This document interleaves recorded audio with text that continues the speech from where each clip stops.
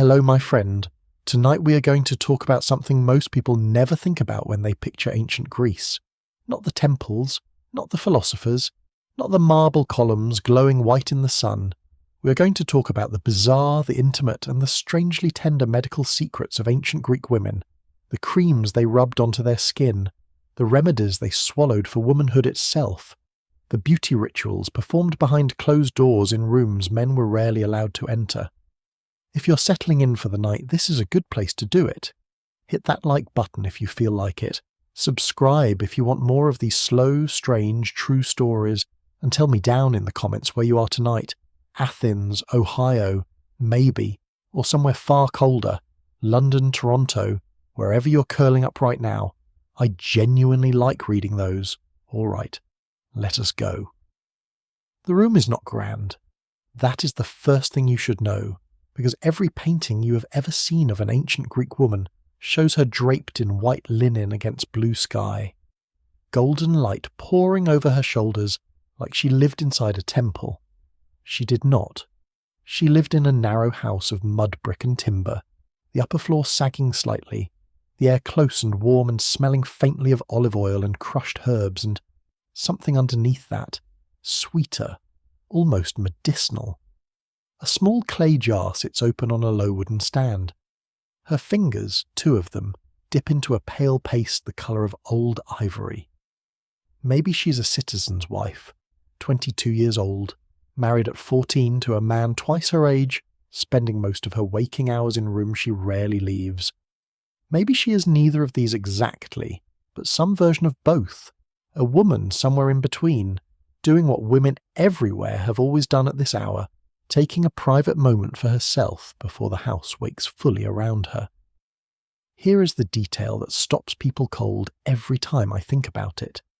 The paste in that jar is mostly lead, white lead,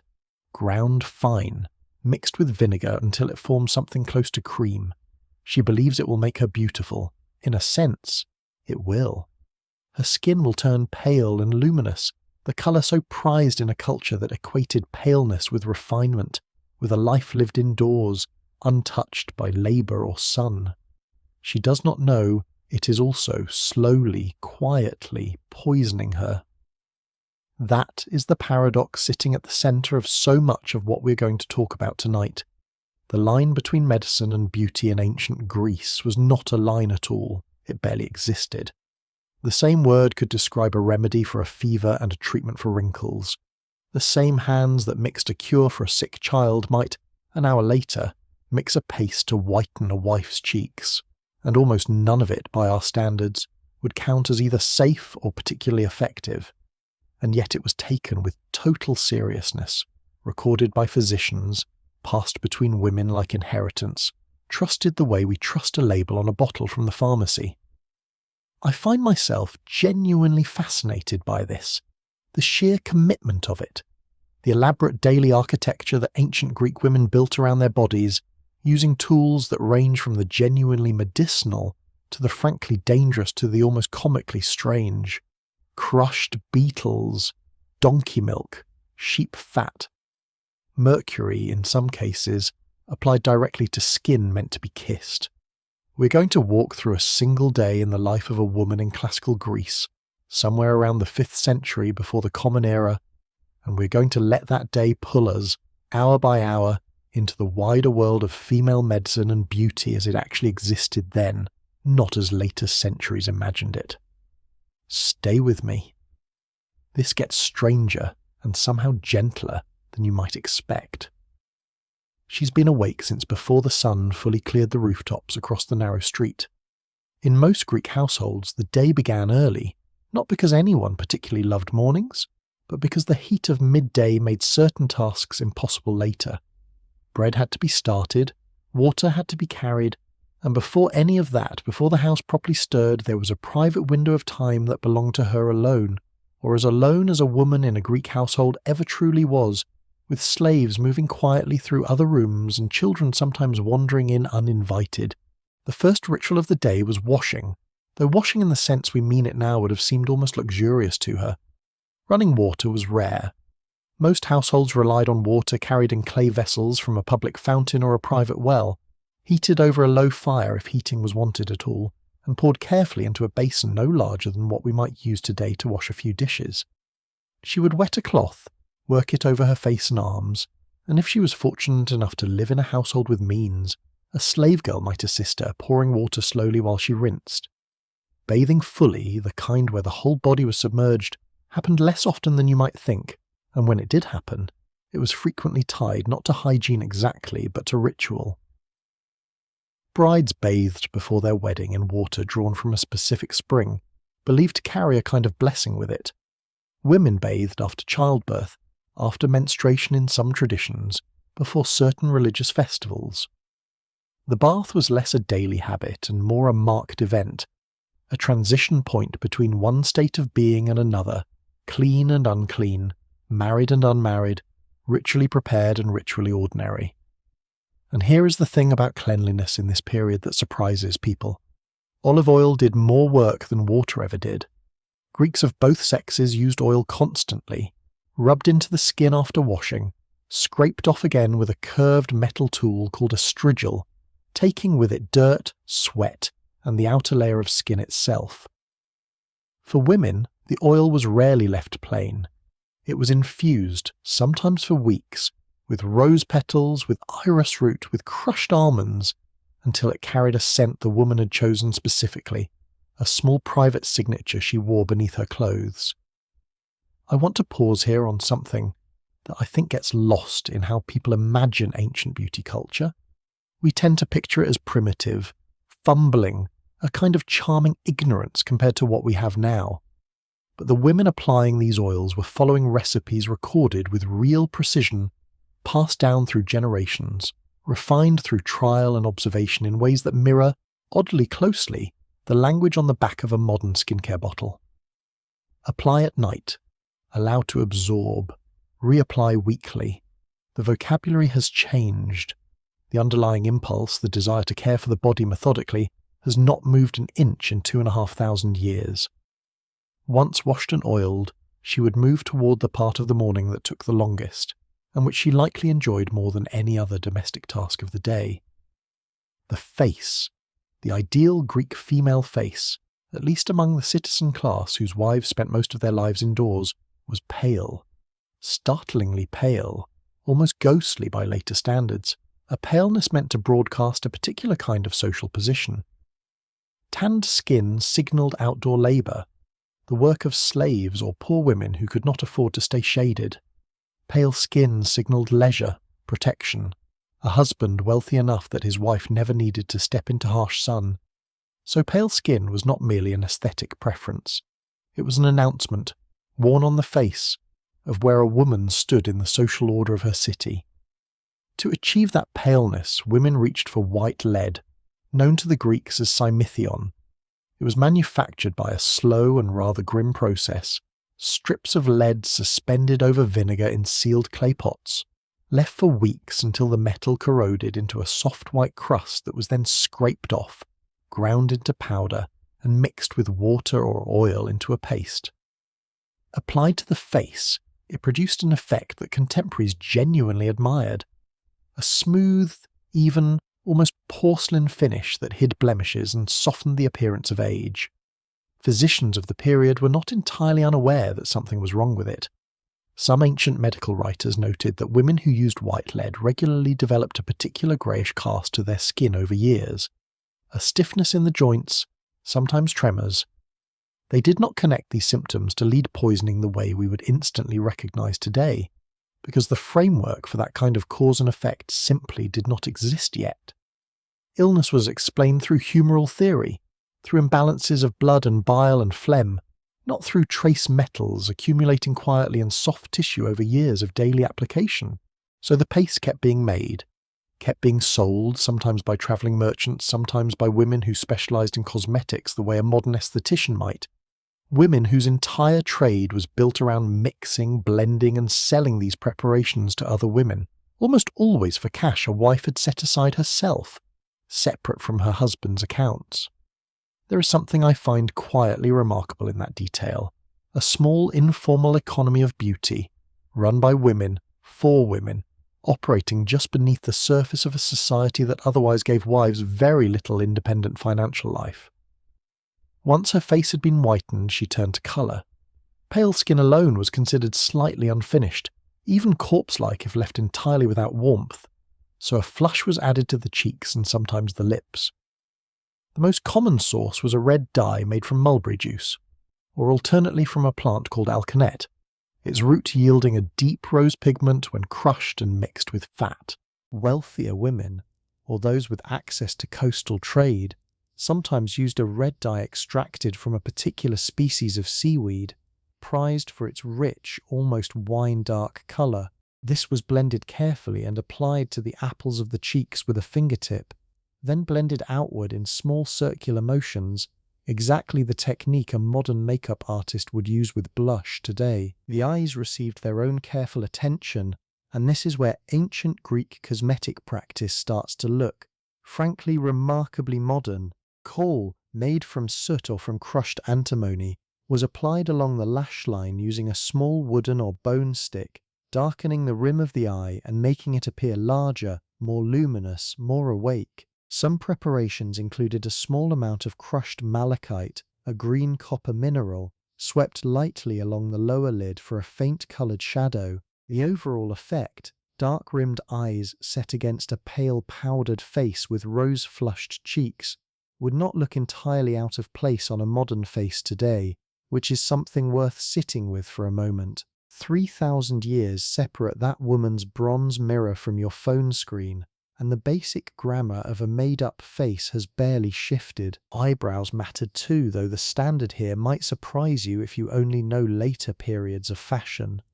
Where some later eras prized thin, plucked brows, classical Greece tended to admire a single unbroken brow, dark and continuous across the bridge of the nose. Women without naturally heavy brows would darken the space between them using a dark powder, sometimes a mixture of soot and oil applied with a fine brush made of animal hair, deliberately extending the line until the two brows appeared to merge into one. It is a strange thing to imagine now women carefully painting on the very feature that later generations would spend just as much effort plucking away. Beauty standards, it turns out, have always been arbitrary in this particular way, confident and entirely temporary, each era certain it has found the true and natural ideal while erasing the era that came directly before it. Teeth received almost no cosmetic attention by modern standards, which feels worth noting given how much weight is placed on a bright smile today. Ancient dental hygiene was rudimentary at best, a chewed stick or a finger wrapped in cloth used to scrub at the teeth, sometimes with a mild abrasive like crushed pumice or salt. Bad breath was treated with herbs chewed after meals, mint or myrrh, rather than addressed at its source. A woman's smile, in the rare occasions she was depicted smiling at all in surviving art, was almost never shown with visible teeth. Beauty in this period lived almost entirely in the eyes, the skin, the cheeks and the hair, a different distribution of attention than we might expect, shaped by what could realistically be controlled and what simply had to be endured. And that brings us to hair, which deserves its own slow unfolding, because the rituals around it were elaborate, and because hair carried meaning in ancient Greece that went well beyond simple vanity. A married woman's hair was rarely worn loose in public.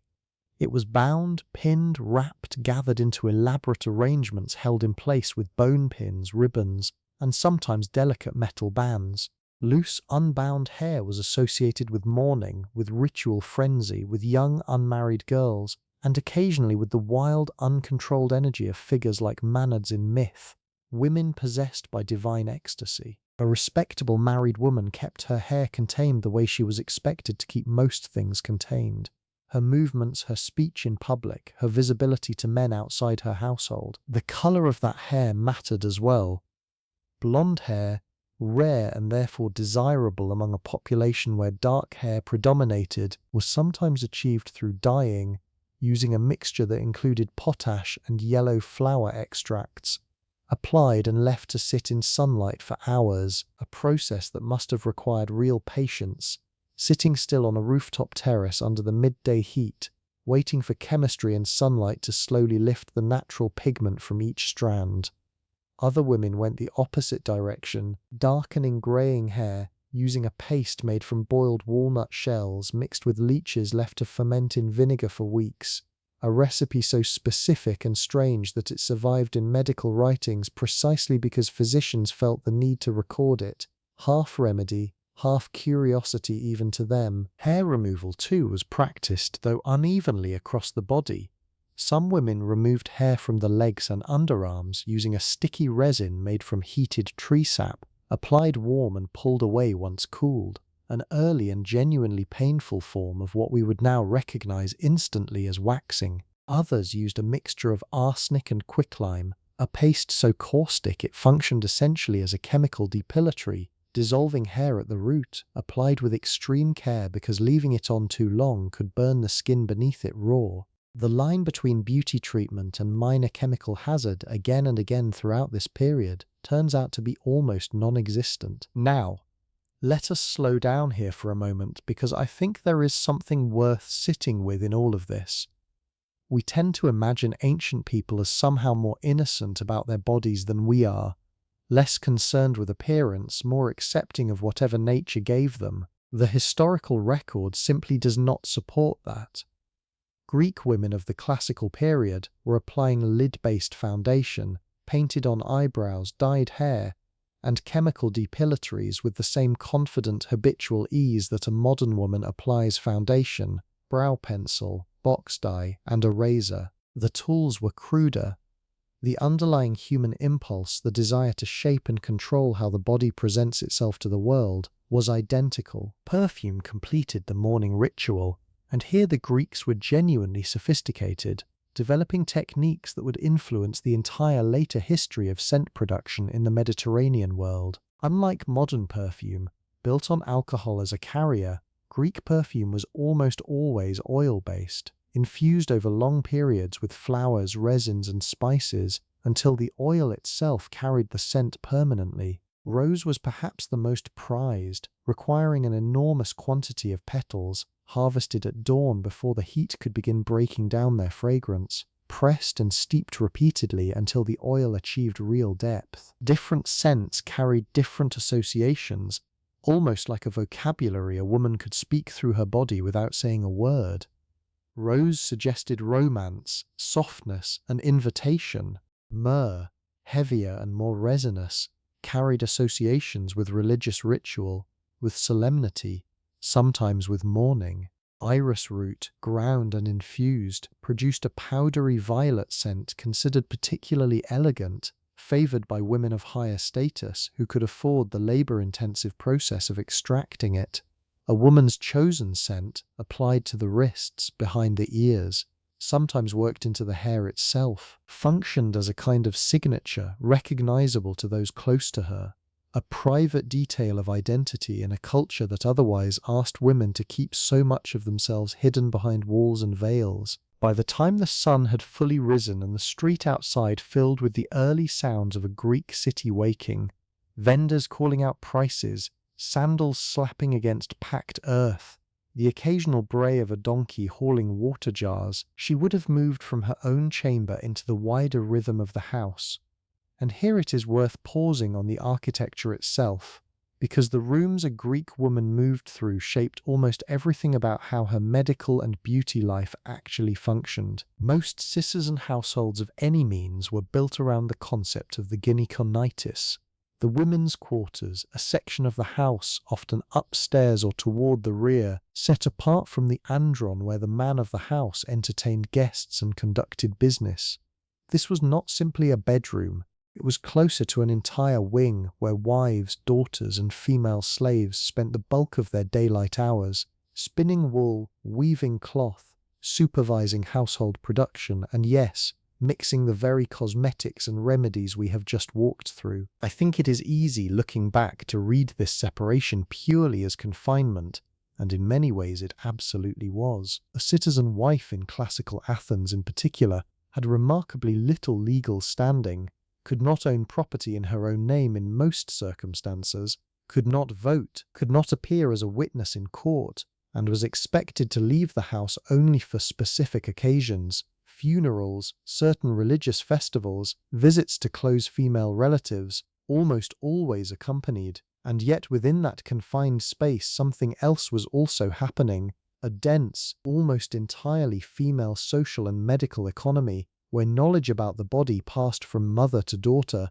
from older slave women to younger ones, from neighbor to neighbor over a shared wall, largely outside the awareness or interest of the men whose names appear in the surviving philosophical and political texts we usually study when we study ancient Greece. This matters because almost everything we know about Greek medicine formally comes from male physicians, the Hippocratic corpus chief among them, a collection of medical treatises attributed to Hippocrates and his followers, written and compiled across the 5th and 4th centuries before the Common Era. And reading those texts today produces a strange, sometimes uncomfortable, occasionally fascinating picture of how Greek medicine understood the female body, a picture built almost entirely from the outside by men who rarely, if ever, performed direct physical examination of female patients, relying instead on questioning, on observation of symptoms reported second-hand, and on a theoretical framework that frankly tells us more about Greek assumptions regarding womanhood than it does about actual female physiology. The central concept, the one that shows up again and again across the Hippocratic gynecological treatises,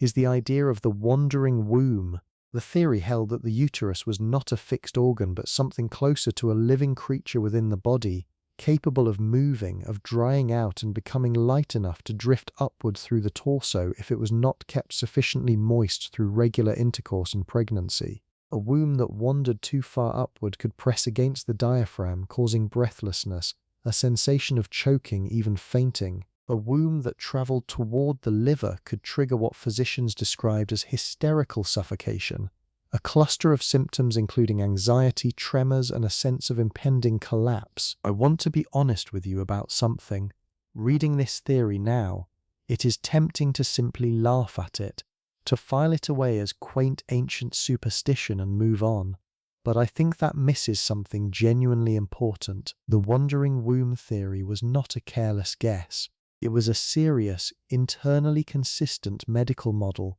built from years of accumulated observation, however flawed the underlying assumptions, and it shaped real treatment decisions that affected real women's actual lives for centuries. Physicians prescribed marriage and pregnancy as literal medical treatments for unmarried women experiencing anxiety or unexplained physical symptoms, on the theory that an unused womb was a dangerous womb, prone to wandering, prone to causing illness simply by virtue of remaining empty. Treatment for a wandering womb, when marriage was not immediately available as a remedy, often took a remarkably literal and, by modern standards, deeply strange physical form. Physicians would place sweet-smelling substances, certain perfumed oils, near a woman's genitals, in the belief that the womb, drawn toward pleasant scents, would migrate back downward toward its proper position. Simultaneously, foul-smelling substances, burned feathers, certain bitter herbs,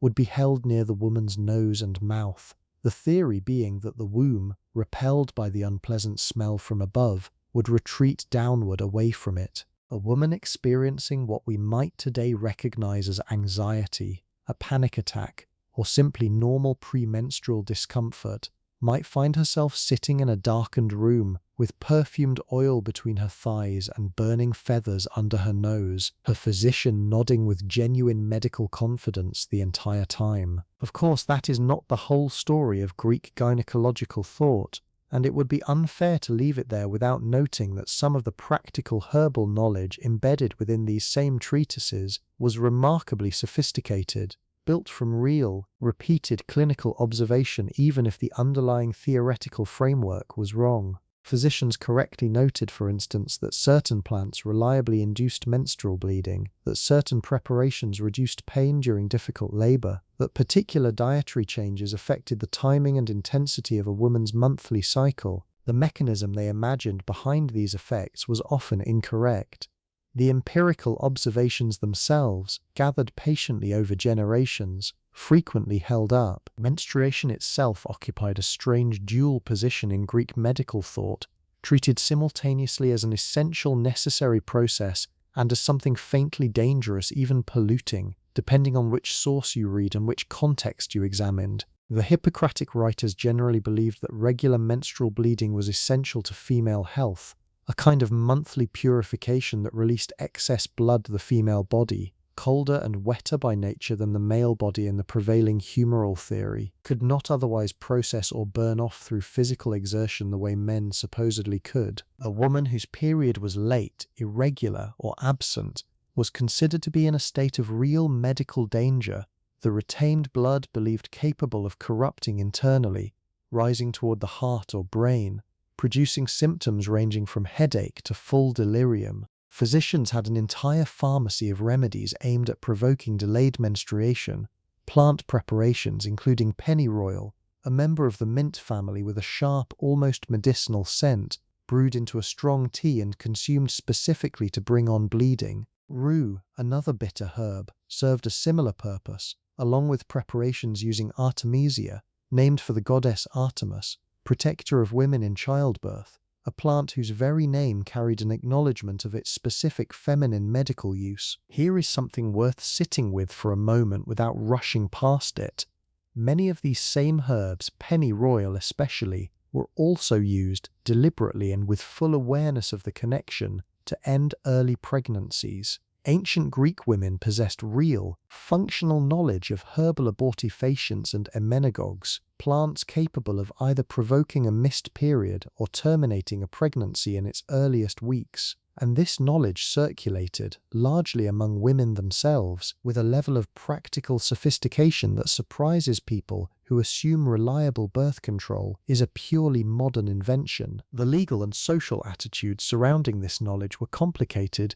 shifting depending on the city and the period, generally more permissive in the earliest weeks before what was considered the formation of the fetus, more restricted as pregnancy advanced. Soranus, a physician writing somewhat later but drawing on a long tradition of earlier Greek gynecological practice, distinguished carefully in his writing between contraceptive methods meant to prevent conception entirely and abortifacient methods meant to end an existing pregnancy, treating the two as genuinely distinct categories requiring different approaches and different levels of medical caution. Contraception itself took several forms, some more plausible than others to modern eyes. Women were advised to insert into the vagina a mixture of crushed pomegranate pulp combined with certain oils, forming a kind of barrier method, the natural acidity and pulp texture believed to obstruct conception. Cedar resin and certain other sticky, viscous substances served similar barrier purposes. Some preparations called for the woman to anoint the cervix with olive oil mixed with honey and, in certain recipes, with a small amount of crushed cedar gum, believed to create both a physical and what we might now recognize as a mildly spermicidal barrier, since certain plant oils do in fact have some measurable effect on sperm motility, a detail modern researchers have actually gone back and tested with cautious, sometimes surprising results. Silphium deserves its own mention here, a plant now extinct, grown almost exclusively in a narrow region near the city of Cyrene on the North African coast, prized across the entire ancient Mediterranean world for its reported effectiveness as both a contraceptive and an abortifacient. Its value was so extraordinary that the plant appeared on Cyrenian coinage, and ancient writers describe it being harvested to the point of total extinction within a few centuries, the entire wild population apparently exhausted by demand.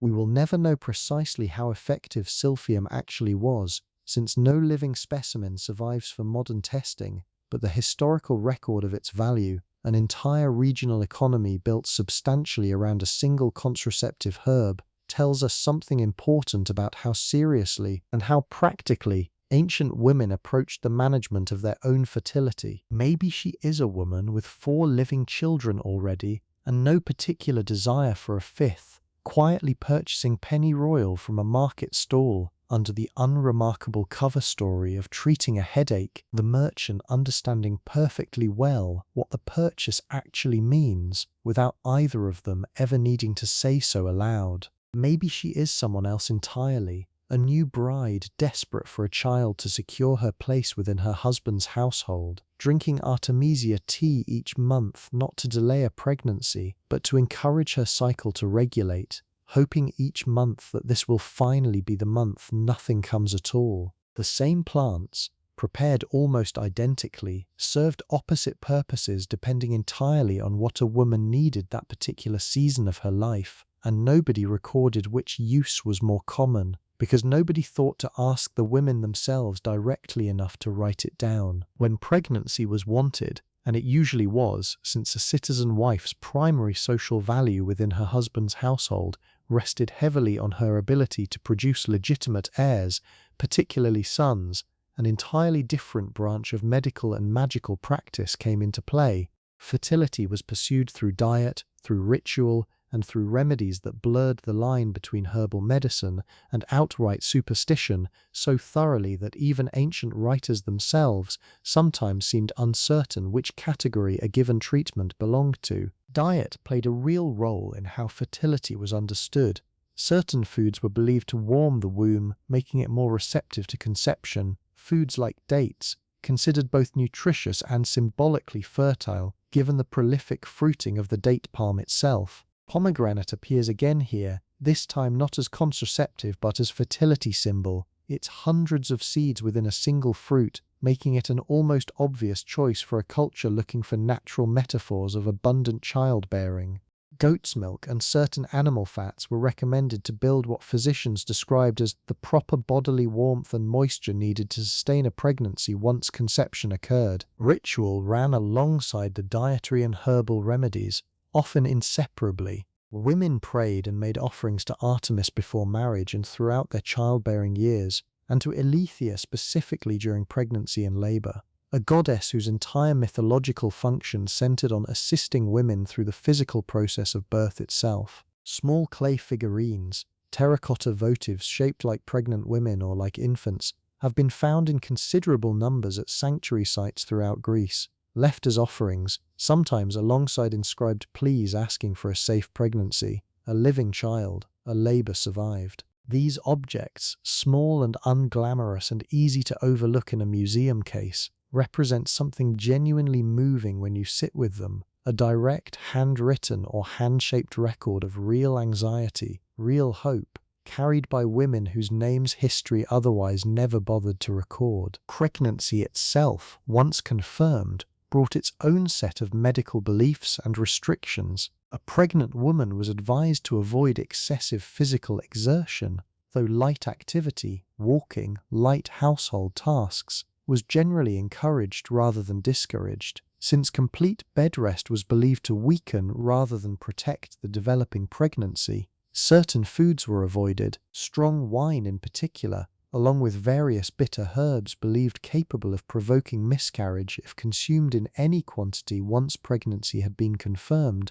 The very same plants used deliberately as abortifacients earlier in the cycle, becoming substances to be carefully, anxiously avoided once a pregnancy was actually wanted and underway. The sex of the unborn child occupied an enormous amount of speculative medical and folk attention, with theories ranging from the dietary to the positional to the frankly astrological. Aristotle, writing within this broader tradition though somewhat later than the earliest Hippocratic texts, proposed that male fetuses developed on the right side of the womb and female fetuses on the left, a theory with no basis in actual physiology but one that shaped real behavior, with some pregnant women reportedly favoring lying on their right side throughout pregnancy in hopes of encouraging a son.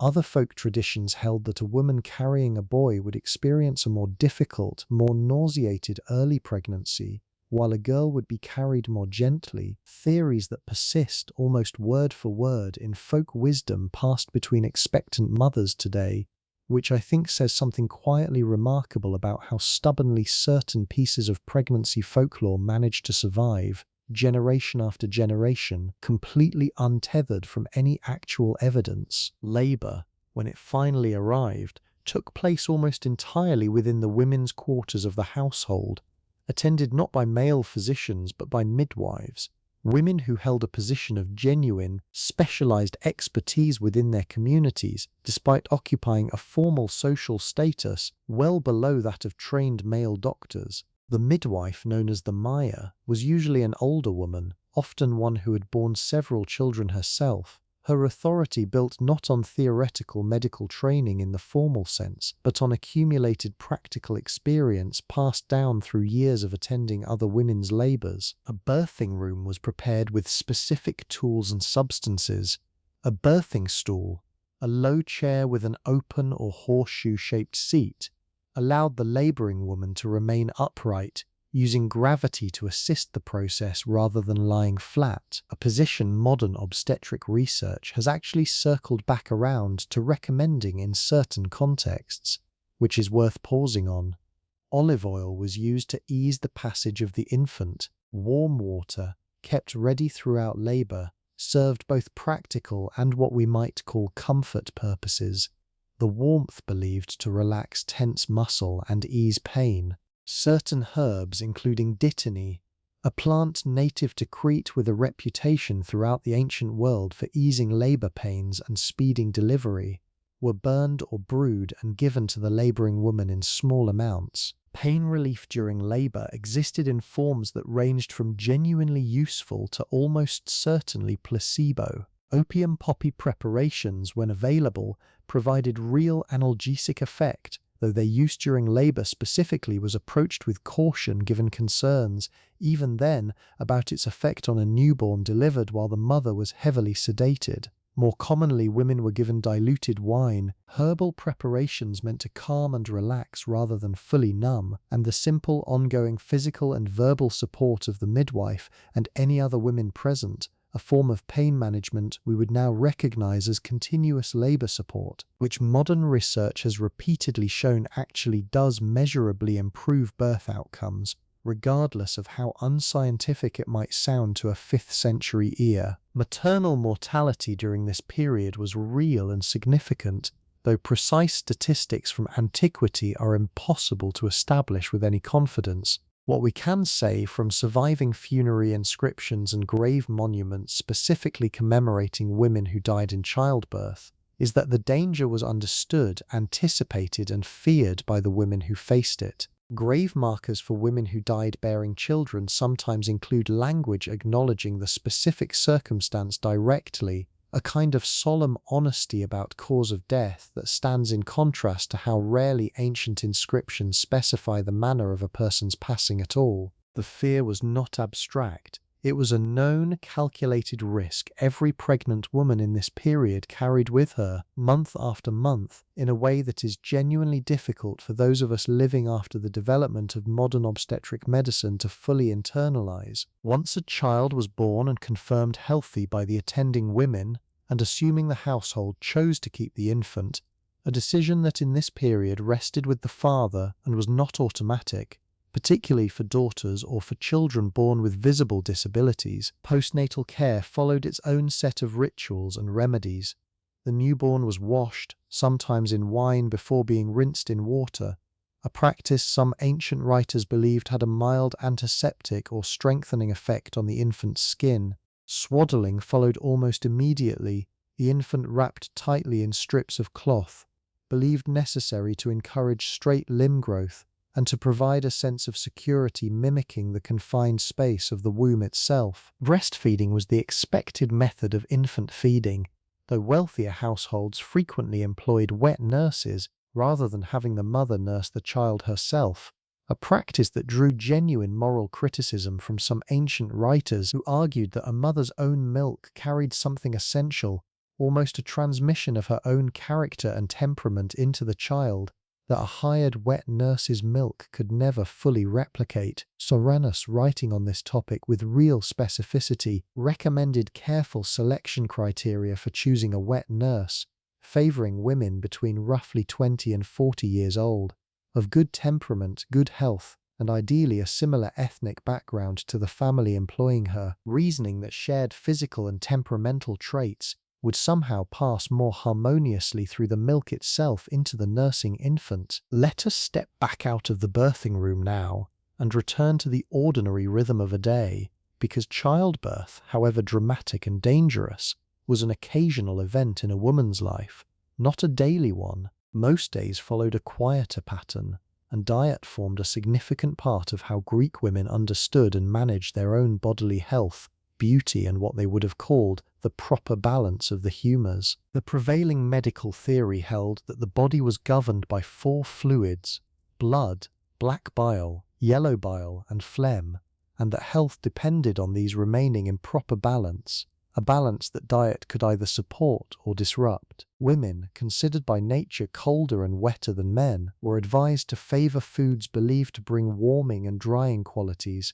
to help offset what physicians saw as an inherent feminine tendency toward excess moisture and cold, the very tendency blamed for everything from menstrual irregularity to the wandering womb itself. In practice, this meant a diet built around bread, the staple of the Greek table regardless of gender or class, supplemented by olives and olive oil in nearly every dish, by cheese made from goat or sheep's milk, and by vegetables, onions, garlic, lentils, and chickpeas appearing constantly across surviving recipes and references. Meat was a rarer luxury, reserved largely for religious festivals when animals were sacrificed, and the meat subsequently shared among the community. Fish more commonly available to those near the coast, salted and dried for those further inland. Wine, almost always diluted with water, accompanied most meals. Undiluted wine considered both physically dangerous and socially improper, particularly for women whose consumption of wine at all was a subject of real moral anxiety among male writers of the period,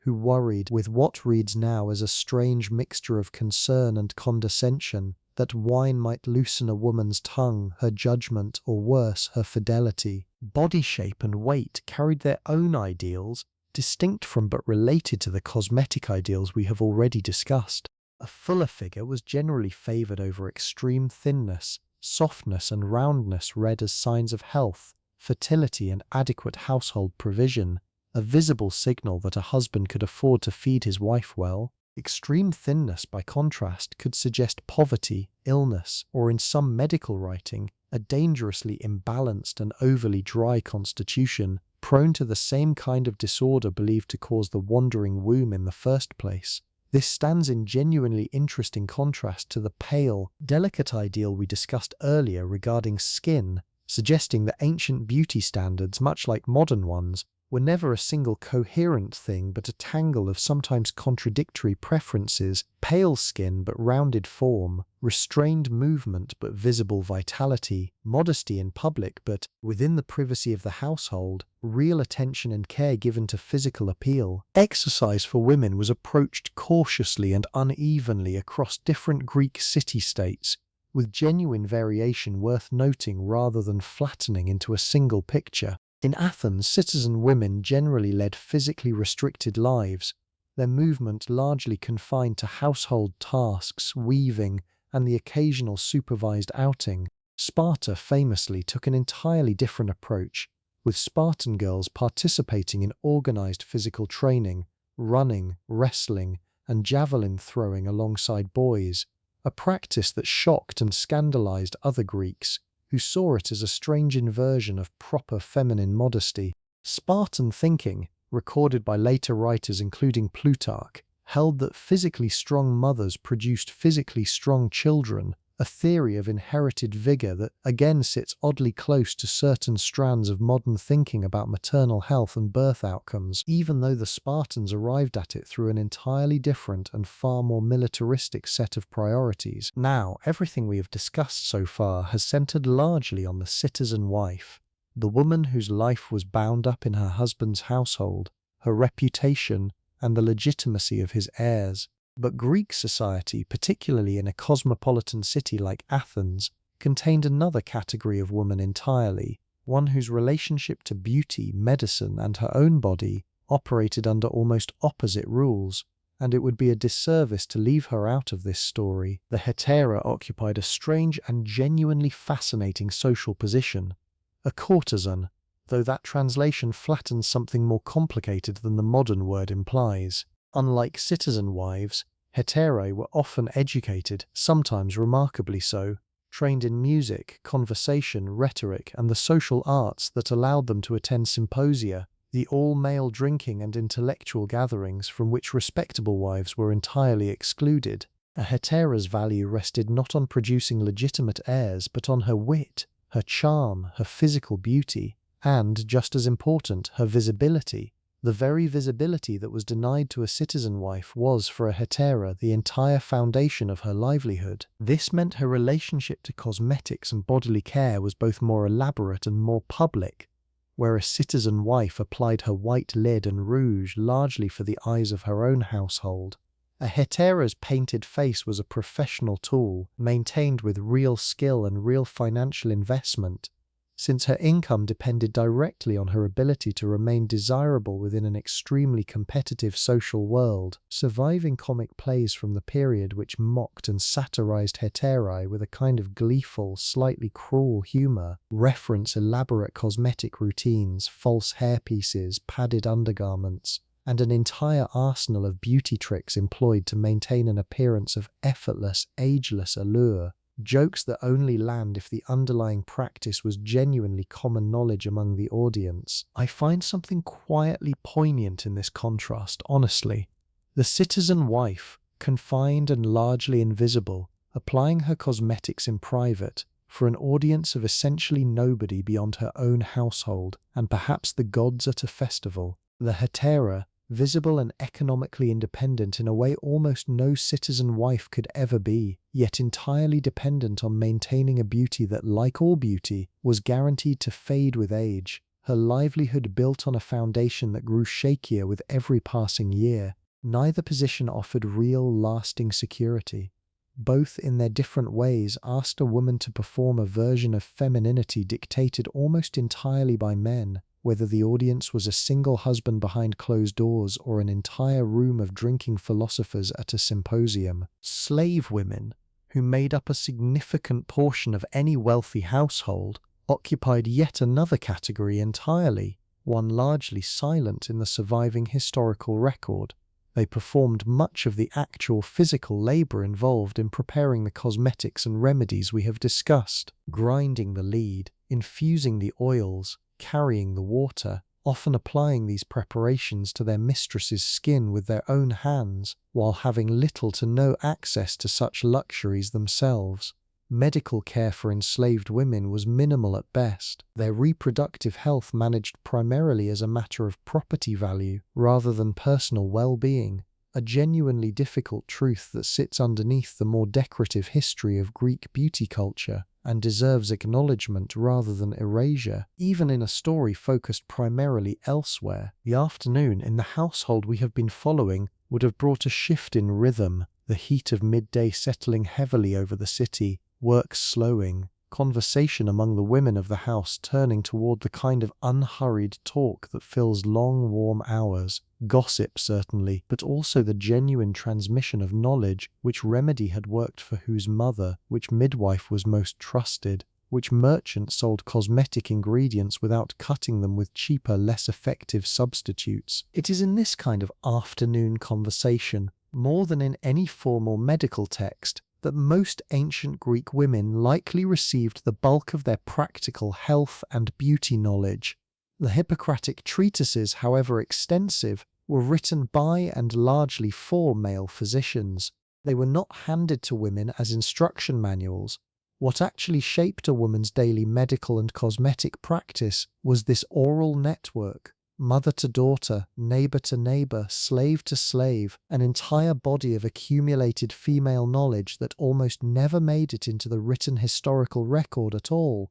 surviving instead only in the faint traces left behind in male medical texts that occasionally, almost incidentally, reference what women were already doing among themselves. Religious festivals offered one of the few sanctioned occasions for women to leave the household and gather collectively, and these festivals carried their own dense layer of medical and bodily significance worth pausing on. The Thesmophoria, celebrated widely across the Greek world in honor of Demeter and her daughter Persephone, was an exclusively female festival, men barred entirely from participation or even observation, during which married citizen women gathered for several days, camping together away from their usual households, engaging in rituals tied directly to fertility, agriculture, and the cycles of female reproductive life. Details of the Thesmophoria's specific rituals remain frustratingly incomplete, precisely because it was so thoroughly restricted to women that male writers, the primary source of nearly all surviving ancient text, simply did not have access to record what actually occurred within it.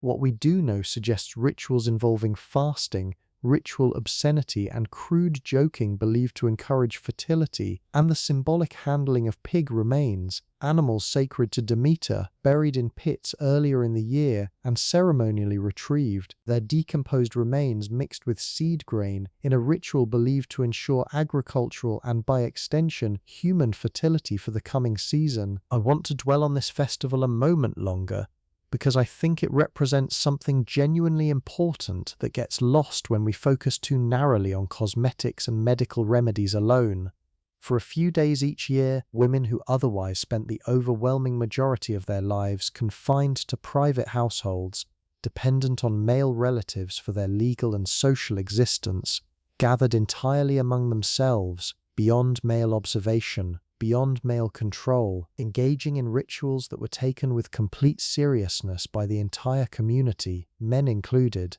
who depended on the success of these rituals for their own agricultural survival. It is one of the only windows we have onto an entirely female religious and social world, functioning largely on its own terms, however briefly, within a society that otherwise structured nearly everything around male authority. Smaller, more frequent rituals dotted the calendar as well. Offerings made at home to Hestia, goddess of the hearth, prayers and small sacrifices to Artemis ahead of marriage or before labor, visits to local shrines associated with healing, where women left small votive offerings, terracotta figurines, woven cloth, locks of hair, in hopes of resolving whatever physical ailment troubled them at the time. Archaeologists have recovered remarkable numbers of these votive offerings from sanctuary sites across Greece, many depicting specific body parts, a uterus, a breast, a foot, left as a kind of physical petition, asking a particular healing deity to address that exact part of the body, a practice that survived, almost unchanged in its underlying logic, into much later periods of Mediterranean folk religion. Let us return for a while to the smaller, more private remedies that filled a Greek woman's actual daily medicine cabinet, because so far we have focused largely on reproduction and cosmetics, and there was a whole quieter category of ordinary ailments that needed managing too: headaches, toothaches, upset stomachs, the small bodily complaints that fill any ordinary life regardless of century. Headache, a complaint that appears constantly across surviving medical texts, was treated through a combination of approaches depending on its perceived cause. A headache believed to stem from too much heat, perhaps after a day spent too near a hot hearth or under direct sun, was treated with cooling applications, crushed rose petals soaked in vinegar and applied directly to the temples and forehead, the cool, sharp scent believed to draw heat away from the head. A headache believed to stem from cold or damp, by contrast, called for warming remedies, heated wine mixed with crushed pepper, or warm cloths infused with pungent herbs pressed against the forehead and the back of the neck. Toothache, a near universal complaint given the abrasive nature of ancient bread, which frequently contained small fragments of grinding stone worn away during milling, was treated with a paste made from crushed henbane seeds, a plant with genuine mild numbing properties when applied externally, mixed with oil and packed directly against the aching tooth. Some remedies called for fumigating the mouth with the smoke of burning henbane seeds, the patient leaning over a small dish of smouldering seeds and breathing in the vapor, a treatment that again likely did provide some genuine if temporary numbing relief, since henbane contains compounds with real pharmacological effect on nerve sensation, however dangerous the plant could be if misused or overdosed. Stomach complaints, equally common given the unpredictable safety of stored food in a world without refrigeration, were treated through a combination of fasting, herbal teas made from mint, fennel, or anise, and in more severe cases, induced vomiting using a preparation believed to clear whatever corrupted substance had upset the digestive balance. Honey appears constantly throughout these remedies, not merely as a sweetener but as a genuinely valued medical substance in its own right, applied to wounds for its real antibacterial properties, which ancient physicians could not have explained scientifically but had clearly observed empirically through generations of practical use. Mixed into drinks to soothe a sore throat, and combined with vinegar in a preparation called oxymel, used to treat everything from coughs to general weakness. Skin troubles beyond the cosmetic concerns we have already discussed received their own attention as well. Freckles, considered a blemish to be minimized rather than a charming feature as later eras would sometimes frame them, were treated with a paste made from crushed almonds and honey, or alternately with a preparation using the juice of unripe grapes, its natural acidity believed to lighten and fade dark spots over repeated application, a treatment that interestingly shares real chemical logic with certain modern exfoliating skincare ingredients. Fruit acids genuinely do have a measurable lightening effect on hyperpigmented skin,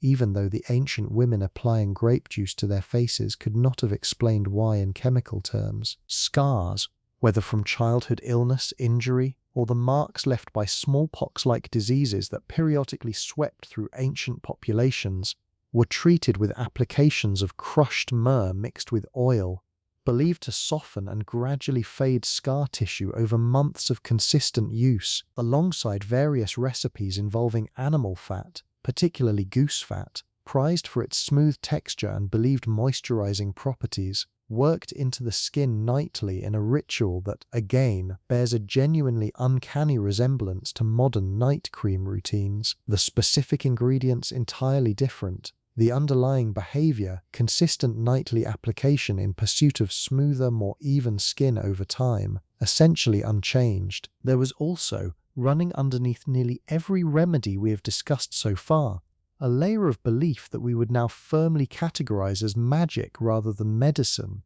though the Greeks themselves did not always draw that line as sharply as we might expect. Amulets, small protective objects worn against the body, were used constantly, particularly to protect women through the dangerous periods of pregnancy and early infancy when both mother and child faced real statistically significant risk of death. The evil eye, a belief that envy or malicious attention from others could cause real physical harm, illness, or misfortune, was taken with genuine seriousness across Greek society, and pregnant women were considered especially vulnerable to it, their visibly changing bodies drawing the kind of attention believed to invite this particular danger. Protective amulets against the evil eye took many forms. Small carved eyes meant to symbolically reflect the harmful gaze back toward its source, phallic charms believed to carry protective power through their association with fertility and vitality, and small bags of protective herbs, rue prominent among them, worn close against the skin, tucked into clothing near the womb. A new mother, in the days immediately following birth, was considered to exist in a particularly liminal, vulnerable state, neither fully recovered nor fully safe, and households took specific precautions during this window. Iron objects, knives, or small blades were sometimes placed under the bed or near the doorway of the birthing room. Iron believed across much of the ancient Mediterranean world to repel malevolent spirits and supernatural threats. The infant itself, particularly in the first days of life before it had been formally accepted into the household through a naming ceremony, was considered especially exposed to danger, and various protective measures, charms, specific herbs burned nearby. Careful avoidance of praising the infant too openly, for fear of inviting jealous supernatural attention, accompanied its earliest days of existence. I find myself genuinely moved by this layer of the story, honestly, more than almost anything else we have covered tonight. Strip away the specific cultural vocabulary, the particular herbs, the particular gods invoked, and what remains is something achingly familiar: a new mother and the women surrounding her, doing everything within their power and knowledge to protect a fragile new life against dangers, some real and medical, some imagined and supernatural, that they could not fully control no matter how carefully they tried. That impulse has not changed in 25 centuries. Only the specific shape of the ritual has. Clothing and adornment, too, carried real significance beyond simple decoration and deserve a moment of attention before we move further into the evening.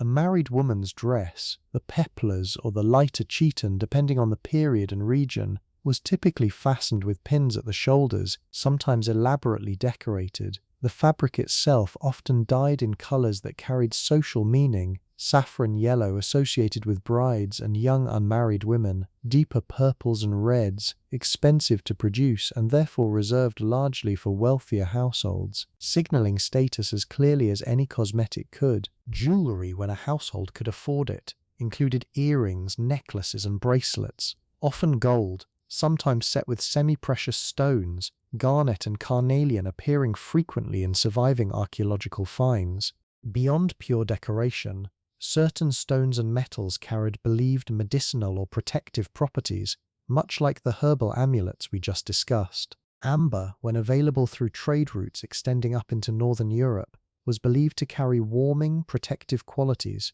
sometimes worn specifically by pregnant women or new mothers for this reason. A woman's jewelry box, in households wealthy enough to have one, functioned as something close to a small personal pharmacy, as much as a collection of decoration, each piece carrying both aesthetic and protective intention, woven together in a way that modern categories of jewelry versus medicine versus religion do not entirely capture. As the afternoon wore on and the worst heat of the day began to ease, the household we have been following would have turned toward the preparations for evening, and it is here that another layer of female medical and beauty practice comes into focus. The question of aging, and how a woman's relationship to her own body shifted as the years accumulated. Ancient Greek culture, like most ancient cultures, prized youth in women with a particular and sometimes brutal intensity. A woman's social and reproductive value tied closely to her childbearing years, generally understood to begin shortly after first menstruation, often in the early teens by modern reckoning,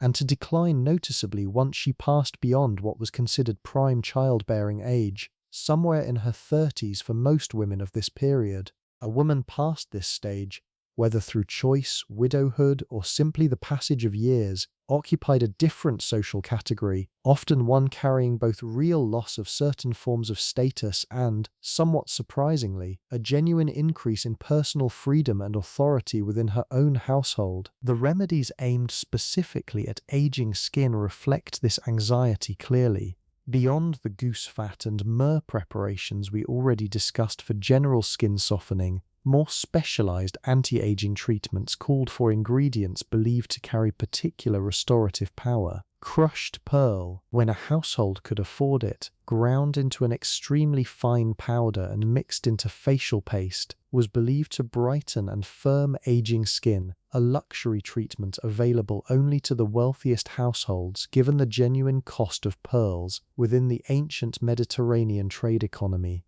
Donkey milk, famously associated in later legend with Cleopatra, though the practice long predates her and was common across the wider ancient world, was used both as a drink and as a bathing additive, believed to soften and whiten skin, and modern chemical analysis has actually confirmed that donkey milk does contain a genuinely high concentration of certain proteins and fatty acids, with real measurable benefits for skin hydration. One of the rare instances where an ancient beauty practice turns out to hold up remarkably well under modern scientific scrutiny. And yet alongside these surface treatments ran a deeper, more philosophical strand of thought about aging that is worth pausing on, because it complicates the simple picture of an entirely youth-obsessed culture. Older women, particularly those who had successfully raised children to adulthood and secured their household's continuation, held genuine respected positions within the domestic and religious life of their community.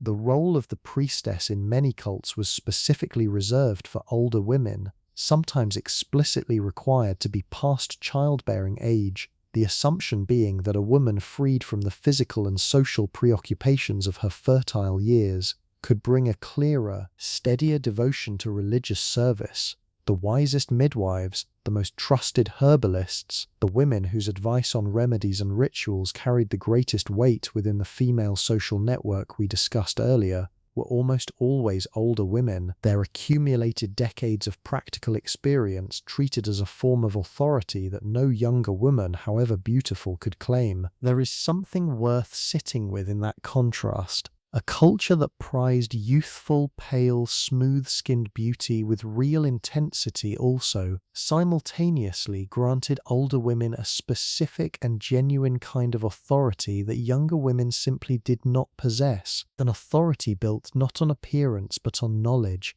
on survival, on the accumulated weight of having lived through childbirth, illness, loss, and household management across many years. It is not a simple, tidy redemption of an otherwise difficult picture, but it is a real thread within it, and I think it deserves acknowledgement rather than being flattened into a single, uncomplicated narrative of decline. Let us widen the lens for a while now, because everything we have walked through so far has centered largely on Athens, and Athens, however well documented in the surviving historical record, was only one city among hundreds scattered across the Greek world, each with its own customs, its own variations on how women lived, dressed, healed, and adorned themselves. It would be a mistake to let Athens stand in for the whole of ancient Greece, and the differences between cities tell us something genuinely important about how varied female experience actually was across this world. We touched briefly earlier on Sparta, where girls trained physically alongside boys and women generally held more public freedom and more direct control over property than their Athenian counterparts, a genuinely striking difference given how geographically close the two city-states actually were to one another. Spartan women were permitted, even expected, to speak their minds with a directness that scandalized visiting Athenians, and several surviving anecdotes, recorded by later writers including Plutarch, describe Spartan women offering blunt, unflinching opinions on political and military matters in a manner that would have been considered deeply improper from an Athenian wife. Their cosmetic and medical practices, while sharing the same basic herbal pharmacy used across the Greek world, leaned less heavily toward the pale, indoor ideal so prized in Athens, since Spartan women spent considerably more time outdoors and were less concerned with broadcasting a leisured, sheltered status through their skin. Ionian cities along the coast of Asia Minor, wealthy through extensive trade contact with Persia and the wider Near East, developed beauty and medical practices that absorbed considerable outside influence, cosmetic ingredients and techniques flowing in from Egyptian and Near Eastern traditions alongside the more familiar Greek herbal pharmacy.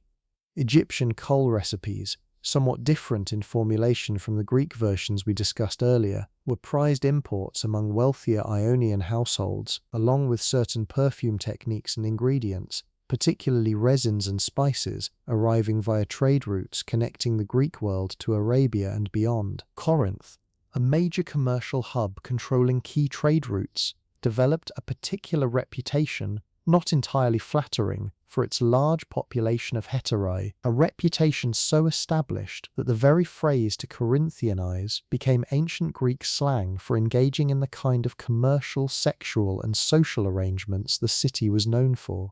This reputation, fair or not, tells us something about how differently the social and medical world of women could look, depending on which Greek city a woman happened to be born into. The same fundamental human concerns, beauty, health, fertility, safety, expressed through genuinely different local customs and social arrangements. Crete, an island with its own long and distinct cultural history reaching back well before the classical period we have focused on tonight, preserved certain traditions in its medical and herbal practice that other regions of mainland Greece had largely set aside. Dittany, the labor-easing herb we mentioned earlier, growing wild and abundant specifically on Cretan mountainsides, harvested with particular reverence and exported across the wider Greek world as a genuinely prized medical commodity, a small island plant carrying real economic and medical weight far beyond its modest size. Women across the Greek world, when facing a difficult labor, might specifically request dittany imported from Crete over a more locally available substitute. trusting, much the way a modern buyer might trust a particular regional origin for olive oil or wine,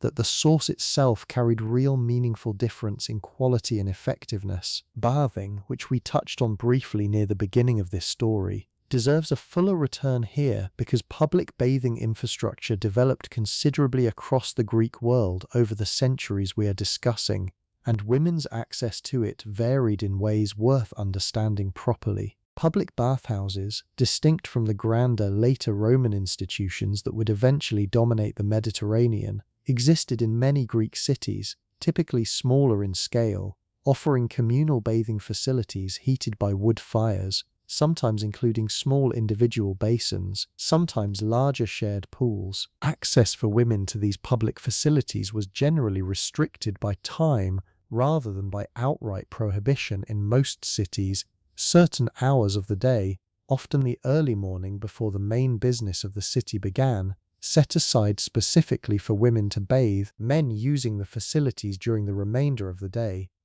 This arrangement allowed citizen wives a rare sanctioned reason to leave the household, even if briefly, accompanied typically by a slave or female relative. The walk to and from the bathhouse itself becoming one of the few regular opportunities for a woman to move through public space and exchange a few words with neighbors along the way. The bathing process itself followed a fairly consistent ritual across the Greek world. Hot water first, to open the pores and loosen accumulated dirt and oil. The strigil, that curved metal scraping tool we mentioned earlier, used to remove the combination of oil, sweat, and dead skin built up over the preceding days. A final rinse, sometimes cold, believed to close the pores and invigorate the body after the relaxing heat of the initial bath. And finally, fresh oil, freshly scented, applied to finish the process, the woman emerging not merely clean but freshly perfumed,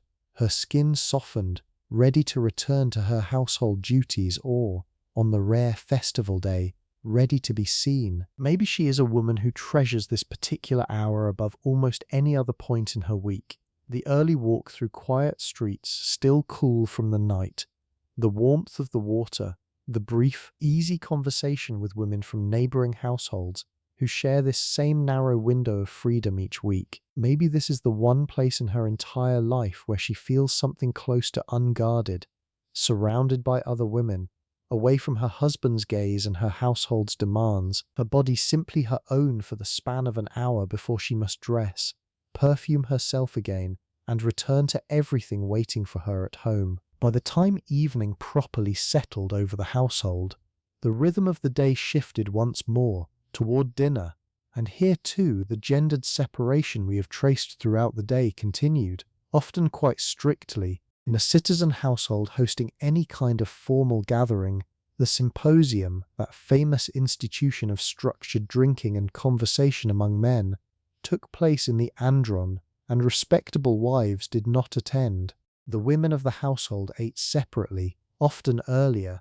in their own quarters, the meal itself simpler and quieter than whatever elaborate evening unfolded on the other side of the house if guests were present. This separation meant that much of a citizen wife's evening, once any household duties were complete, unfolded within an almost entirely female space. Herself, her daughters, her female slaves, gathered together for the kind of quiet, repetitive handwork that filled so many hours of ancient domestic life. Spinning wool into thread, weaving that thread into cloth on an upright loom. These were not occasional tasks, but a near constant presence in a Greek woman's daily life. The production of cloth for the household's own use, for sale, and for the elaborate textiles dedicated to religious purposes, including the famous peplos woven specifically each year by a select group of women for the Great Athena festival. I think it is worth pausing on weaving specifically, because it occupied a position in Greek female life that went beyond pure economic necessity. The loom was in a real sense a center of female social and intellectual life. Women working side by side for hours, talking, teaching younger girls the craft, exchanging exactly the kind of practical knowledge, remedies, gossip, advice on managing a household or a difficult mother-in-law that we discussed earlier as flowing through this largely unrecorded oral female network. The rhythmic, repetitive motion of weaving likely served a function we would now recognize readily as something close to meditative, a steady, calming task that occupied the hands while leaving the mind free to wander, to talk, to think, much the way certain repetitive domestic tasks still function for many people today. Surviving Greek literature, written almost entirely by men, nonetheless occasionally offers genuine glimpses into this private female world, and one of the most valuable windows we have comes not from a medical or historical text at all, but from poetry, specifically the fragments of Sappho writing on the island of Lesbos in the late 7th and early 6th centuries before the Common Era. Sappho's surviving fragments, frustratingly incomplete though they are, offer something almost entirely absent from the male-authored medical and philosophical texts we have leaned on throughout this story. A woman's own voice, describing beauty, longing, the physical sensations of her own body, with an intimacy and directness that the clinical language of the Hippocratic corpus simply never attempts. Sappho describes physical symptoms of love and longing with an almost medical precision herself: a racing heart, a flushed face, a trembling that overtakes the body. Language that reads, fascinatingly, almost like a personal account of the very symptoms ancient physicians elsewhere attributed clinically to conditions like the wandering womb. It raises a genuinely interesting question worth sitting with: how much of what male physicians diagnosed as a medical disorder requiring treatment was simply the ordinary, intense emotional and physical experience of being a woman, described in clinical language by men who had never felt it themselves and required a theoretical framework, however strange, to make sense of symptoms they could only ever observe from the outside. There is one more figure worth bringing into this story before we let the evening fully settle, because she illustrates, perhaps better than any other recorded woman of this period, just how far a woman's life could diverge from the quiet, confined household pattern we have spent most of this story describing. Aspasia, originally from Miletus rather than Athens itself, became one of the most famous women of 5th century Athens, her household reportedly visited by some of the most prominent intellectuals and political figures of her era, her own conversational skill and intelligence celebrated, however grudgingly, even by sources generally hostile to her given her unusual position outside the conventional structures of citizen marriage. Whether the more elaborate claims made about Aspasia's intellectual influence are entirely accurate or partly exaggerated by later writers remains genuinely debated among historians, the surviving sources frustratingly thin and often coloured by the particular political agendas of the men who wrote about her.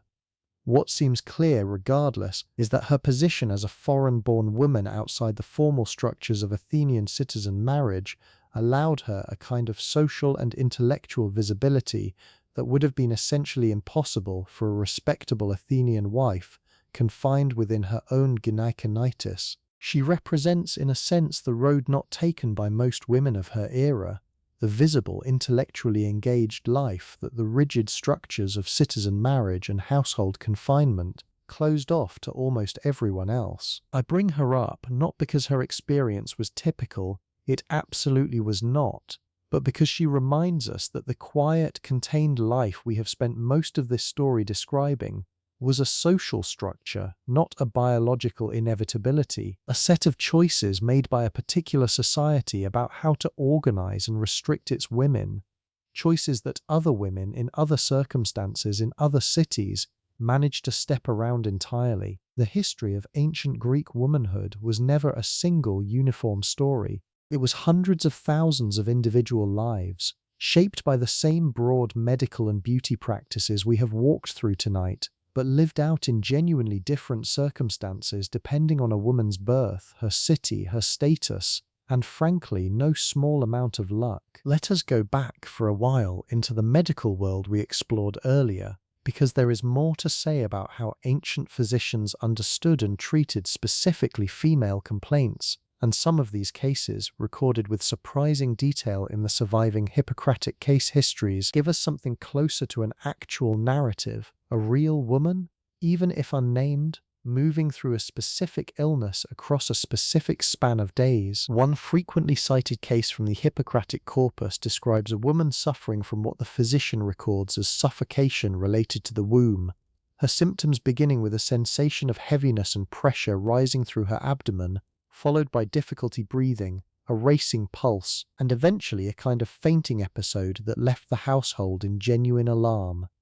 The treatment following the wandering womb theory we discussed earlier involved the application of sweet-smelling oils to her lower body alongside the burning of foul-smelling substances held near her face, and the case record notes with what reads almost like genuine physician satisfaction that the patient's symptoms gradually eased over the following hours. Reading this now, with the benefit of modern medical understanding, it is difficult not to wonder what was actually happening to this woman. Some of the described symptoms, the sensation of pressure, the breathlessness, the racing heart, align reasonably well with what we would now recognize as a panic attack or an anxiety episode, conditions we understand today through an entirely different framework involving the nervous system and stress hormones rather than a wandering organ. Others, depending on the specific case, might describe something closer to a genuine gynecological emergency, an ovarian cyst perhaps,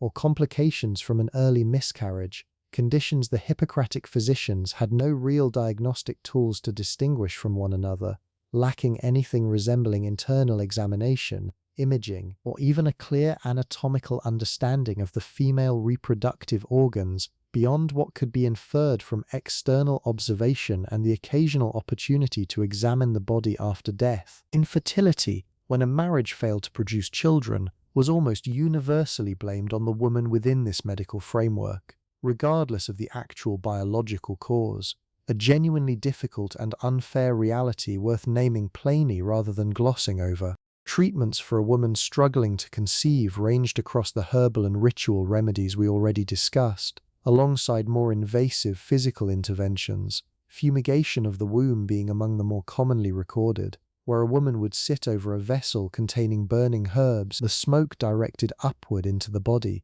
believed to clear obstructions and warm a womb considered too cold and damp to successfully retain a pregnancy. There is no evidence this procedure offered any genuine fertility benefit, and some of the herbs used carried real risk of irritation or harm, yet it persisted as a standard treatment across multiple generations of recorded medical practice. A sobering reminder of how confidently ineffective, even harmful treatments can persist when they are wrapped in enough institutional authority and repeated enough times by trusted voices. Breast complaints received their own specific attention within the Hippocratic gynecological tradition. Hardened or painful breasts during nursing treated with warm compresses and gentle massage using oil, a treatment that genuinely does help relieve the engorgement and blocked ducts that still trouble nursing mothers today. One of those rare instances where ancient practical observation, even without any understanding of the underlying physiology, landed on something close to what modern lactation guidance would recommend. More serious breast conditions, growths or persistent lumps that did not resolve, were noted with what reads as genuine physician concern in the surviving texts, though the actual treatments available, poultices, herbal applications, occasionally crude surgical drainage when an abscess was suspected, offered little real hope against anything more serious, a limitation the physicians themselves seem to have at least partially recognized, several texts noting with unusual honesty that certain growths simply did not respond to any treatment attempted. Let us return once more to the marketplace, because the economy surrounding female cosmetics and remedies deserves a fuller picture than we have given it so far, and it is genuinely one of the more interesting threads running underneath this entire story. The agora, the central marketplace of any Greek city, was overwhelmingly a male space in terms of who conducted formal business there,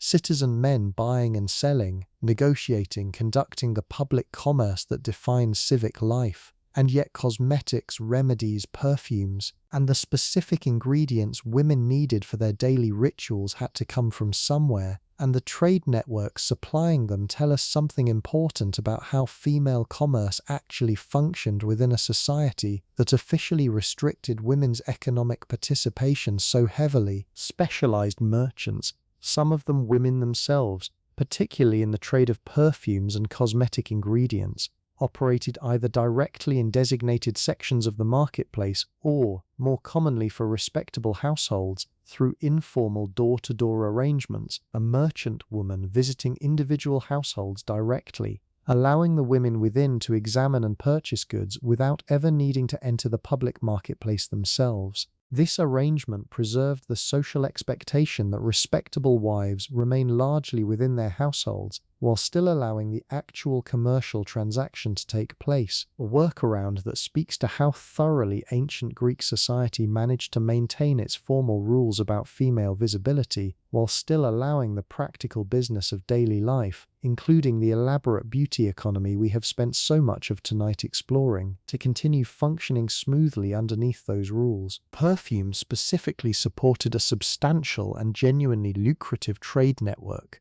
The small ceramic vessels used to store scented oil, called alabastra, recovered in considerable numbers by archaeologists across Greek sites, their narrow necks designed specifically to control the slow, careful pouring of a precious and often expensive liquid. Some of the finest perfume production centers, including the island of Rhodes and the city of Corinth, developed reputations across the wider Mediterranean world, comparable to how we might think of a famous perfume house today. Their products traded not merely within Greece itself, but exported as far as Egypt and the broader Near East, a genuinely international luxury trade built substantially around satisfying female cosmetic and ritual demand. The cost of these goods varied enormously depending on quality and origin, a basic locally produced oil within reach of even modest households, while imported rose oil from the finest production centers, or perfumes incorporating rare imported resins like frankincense and myrrh sourced from as far away as Arabia,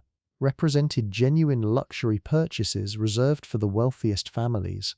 A woman's perfume collection, in households that could afford variety, functioned almost as a form of conspicuous consumption in its own right, a private collection of small ceramic vessels that, much like a modern woman's vanity table covered in branded bottles, communicated something about household wealth and taste to any visitor permitted close enough to notice it. Death, when it came, brought women back into public visibility in a way few other occasions did, and the rituals surrounding mourning and funerary practice in ancient Greece relied heavily, almost entirely, on female labor and female emotional expression, making this final piece of our story worth including before we let the night settle fully around us. When a death occurred within a household, it was the women, typically close female relatives, who performed the prothesis, the laying out and preparation of the body, washing it carefully, anointing it with oil and perfume in a final, almost tender echo of the same daily beauty rituals we walked through at the very beginning of this story. The body dressed in fine cloth, hair arranged, the same careful attention once given to a living face now extended, one last time, to a face that would never again receive it. There is something genuinely moving in that continuity. The same hands, the same oils, the same careful attention to appearance, applied now in mourning rather than in vanity. A final act of care performed almost entirely by women for the people they had loved. The body once prepared was displayed within the household for a period, allowing relatives and friends to pay their respects, and it was women again who led the formal lamentation, a structured, almost musical form of ritual mourning involving rhythmic wailing, the tearing of hair, and the striking of one's own chest or face, performed with an intensity that surviving vase paintings depict in considerable dramatic detail. Women shown with arms raised, hair loosened from its usual careful binding, the very unbound hair we noted earlier as a marker reserved specifically for moments of ritual frenzy, mourning being one of the few socially sanctioned occasions where a respectable woman's hair was permitted, even expected, to fall loose and wild around her face. Hired professional mourners, women specifically employed for their skill in performing this ritual lamentation, supplemented family grief at wealthier funerals, their wailing and structured laments believed to honor the dead properly and to help guide the family's own grief into its appropriate, socially recognized expression. This professionalized grief work, much like the cosmetic trade we discussed earlier, represented another small thread of female economic activity operating largely outside the formal structures of citizen commerce. Women paid directly for a specific, skilled service that only women were considered capable of performing properly. Funerary monuments, when a family could afford them, frequently depicted women specifically, and these surviving grave reliefs offer some of our richest visual evidence for how ancient Greeks actually wanted their female dead to be remembered. Many show a woman seated, often handling jewelry or examining her own reflection, a small attendant figure nearby, the imagery deliberately recalling the domestic, private moments of beauty and self-care we have spent this entire story exploring, suggesting that this quiet, private ritual of self-adornment was considered, by the families who commissioned these expensive memorials, a genuinely fitting and dignified way to remember a woman's life, not a trivial vanity but a meaningful central part of who she had been. Let us pull one more thread before we settle fully into the quiet close of this story, because textile production, which we touched on earlier as a near constant presence in a Greek woman's day, deserves a fuller look, particularly the dyeing process, which connected directly back to the same world of cosmetics and bodily adornment we have spent so much of tonight inside. Wool, the primary fiber used across most of the Greek world, arrived in households in its raw, undyed state, requiring extensive processing before it could even be spun into thread, washing to remove the natural oils and impurities, carding to align the fibers, and finally spinning, using a hand spindle that a woman could carry with her, working the thread even while walking, even while standing in conversation with a neighbor, a portable task that filled idle moments throughout an ordinary day in a way that genuinely surprises people who imagine ancient domestic labor as somehow more confined and stationary than it actually was. Dyeing the finished thread or cloth required real chemical knowledge, accumulated and refined across generations, much like the cosmetic preparations we discussed earlier, and many of the same plants served both purposes interchangeably. The alkanet root that produced red rouge for a woman's cheeks also produced a similar red dye for cloth, saffron, expensive and labor-intensive to harvest given the painstaking process of hand-picking the tiny stigmas from each individual crocus flower, produced both the prized yellow dye associated with bridal garments and, in smaller quantities, a cosmetic tint sometimes used on lips or cheeks as an alternative to the more common red preparations. Purple, the most expensive and prestigious dye color available across the ancient Mediterranean world, came from a genuinely remarkable and rather grim source. A small mollusk found along certain coastal areas, its glands containing a substance that, when carefully extracted and processed through a lengthy and famously foul-smelling procedure, produced the deep, rich purple later associated most strongly with imperial Rome, but already prized and traded across the Greek world centuries earlier. Producing even a small quantity of this dye required thousands of individual mollusks, making purple cloth a genuine luxury available only to the wealthiest households, worn rarely and treasured carefully when it could be afforded at all. A woman skilled in dyeing held real, recognized value within her household and community. Her knowledge of which plants, which mordants, which precise timing produced the most vivid and longest-lasting color, representing a genuine craft expertise, passed down and refined the same way the medical and cosmetic knowledge we discussed earlier moved between generations of women. It is worth remembering as we sit with this image of a woman bent over a dye pot, her hands stained from hours of careful work, that this was not merely decorative labor performed for its own sake. The cloth she produced clothed her family, generated income for her household when sold or traded, and represented in its own quiet way a genuine economic contribution that the formal historical record, focused so heavily on male civic and political life, rarely bothered to properly credit. It is worth pausing now on marriage itself, since so much of what we have covered tonight, the cosmetics, the fertility remedies, the entire architecture of a citizen wife's daily life, existed within the framework of an institution that by modern standards looks genuinely startling in how it was arranged. Girls in classical Athens typically married very young, often around 14, to husbands who were frequently a decade or more older, sometimes considerably more, the match arranged entirely by the girl's male relatives, her own preference rarely if ever consulted in any meaningful way. The wedding itself unfolded across several ritual stages, each carrying its own specific bodily and cosmetic significance. The bride underwent a ritual bath beforehand, water drawn specifically from a designated spring or fountain associated with this purpose, the act believed to carry purifying significance beyond simple cleanliness, a transition marker separating her old life as an unmarried girl from the new identity she was about to assume.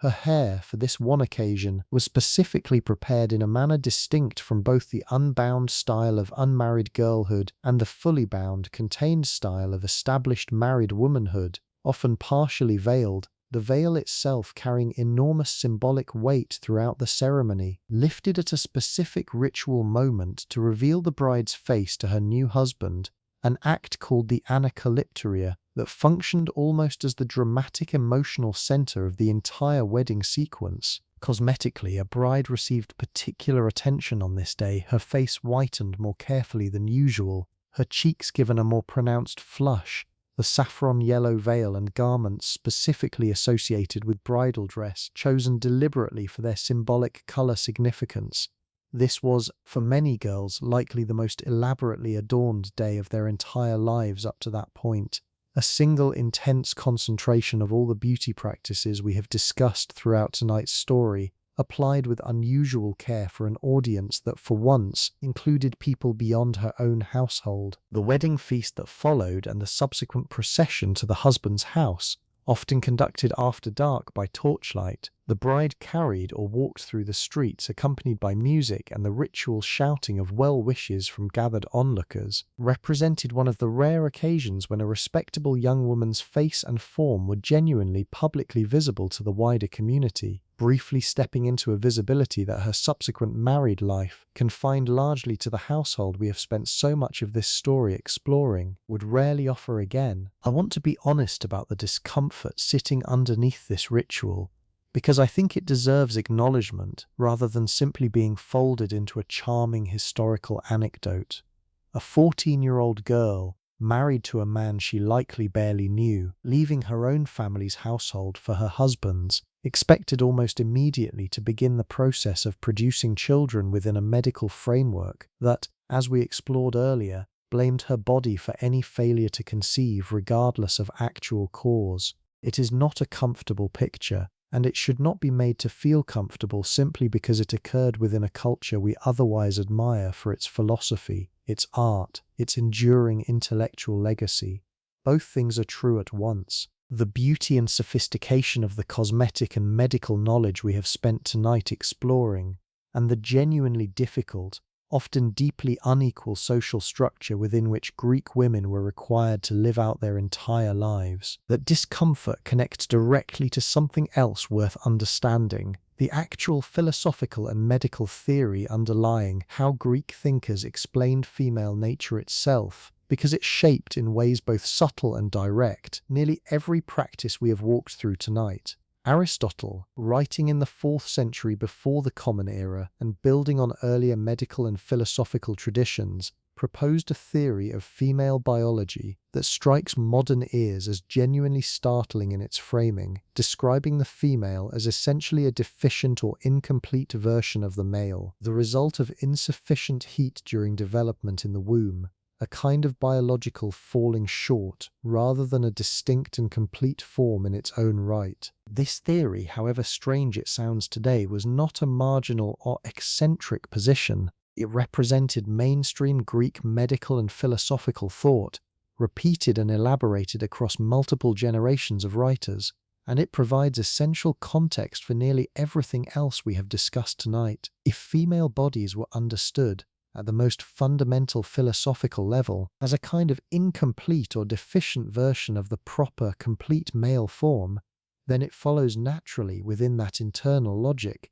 that female bodies would require more management, more correction, more careful intervention than male bodies, whether through the cosmetic practices designed to perfect an imperfect natural appearance, or through the medical interventions designed to manage a body considered inherently less stable, less self-regulating, more prone to disorder than the male body it was measured against. I think this context matters enormously for understanding everything we have covered tonight properly. The elaborate cosmetic rituals were not simply vanity in the way we might casually use that word today. Within the framework Greek society actually operated under, they represented a genuine, serious effort to correct and perfect a body that the dominant philosophical and medical theory of the era considered naturally fundamentally lacking compared to the male standard against which it was constantly measured. The wandering womb, the cold and wet humoral constitution, the deficient heat of female development, all of it worked together as a coherent, internally consistent worldview that placed the female body in a position requiring constant management, constant correction, constant careful intervention,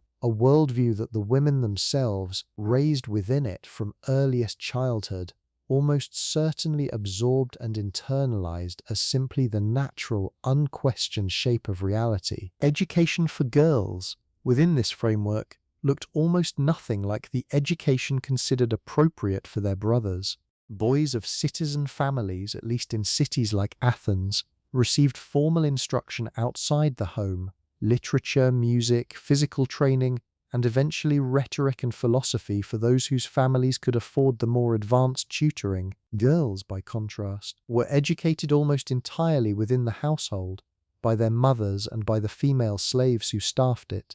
Their curriculum built around exactly the skills we have spent tonight exploring: spinning, weaving, household management, religious ritual, and the accumulated practical knowledge of herbs, remedies, and beauty practices that would serve them once they ran households of their own. Literacy among women varied considerably depending on social class and individual household circumstance, with no consistent universal standard across the Greek world. Some women, particularly within wealthier households or in cities with somewhat more liberal attitudes toward female education, learnt to read and write, evidenced by surviving letters and the simple fact that women like Sappho existed at all, composing sophisticated poetry that required genuine literary training to produce. Other women, likely the considerable majority, received no formal literacy instruction whatsoever, their entire body of practical and medical knowledge transmitted orally, the way we have described throughout tonight, through direct demonstration and spoken instruction passed from one generation of women to the next. This oral transmission, worth pausing on one final time before we let this thread rest,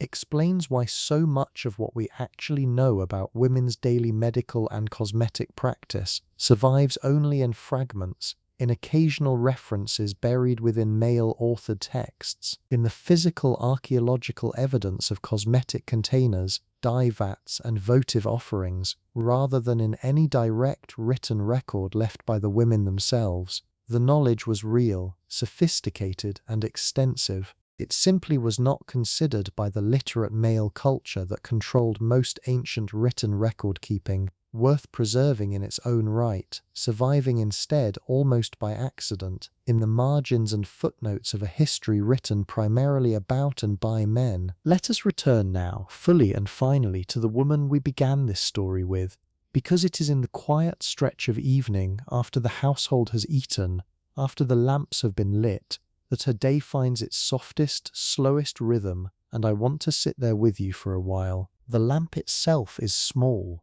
a shallow clay dish holding olive oil, a twisted linen wick floating at one edge, the flame no larger than a fingertip, casting a warm, unsteady light across the room that moves slightly with every draught, every shift of air through the open window. The light does not reach far. It pulls close around wherever it sits, leaving the corners of the room in soft shadow. The painted plaster walls, when they catch the glow at all, taking on a deep amber tone entirely different from how they look under daylight. She sits near this lamp now, her work for the day largely finished, and there is a particular quality to this hour that I think translates across every century since, the specific settled tiredness of a body that has been useful all day, the shoulders slightly rounded, the hands finally still after hours of spinning thread or grinding herbs or applying careful colour to her own face that morning,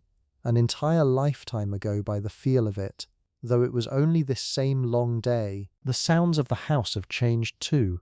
Earlier there was the constant low hum of activity, footsteps on the stairs, voices calling between rooms, the rhythmic clack of the looms somewhere nearby. Now there is mostly quiet, broken occasionally by something small, a child's voice somewhere down the hall, settling towards sleep, the soft scrape of a slave moving a final basin of water, the distant muffled sound of male voices and laughter carrying faintly from the andron on the other side of the house, where her husband sits with guests she will likely never meet directly, their world and her world occupying the same building and almost entirely separate lives. There is a particular smell to this hour as well, and I think smell, more than almost anything else, carries us back into a moment like this. The lamp oil itself, faintly smoky, the lingering trace of whatever herbs were used in the evening meal, fennel perhaps, or the sharper scent of garlic. Underneath all of it, faint now but still present, the rose and iris oil she applied to her skin that morning, worn down over the long hours of the day into something softer, warmer, closer to her own natural scent than the brighter fragrance it carried at dawn. Before sleep there is one more small ritual, smaller and quieter than anything we discussed earlier in the day,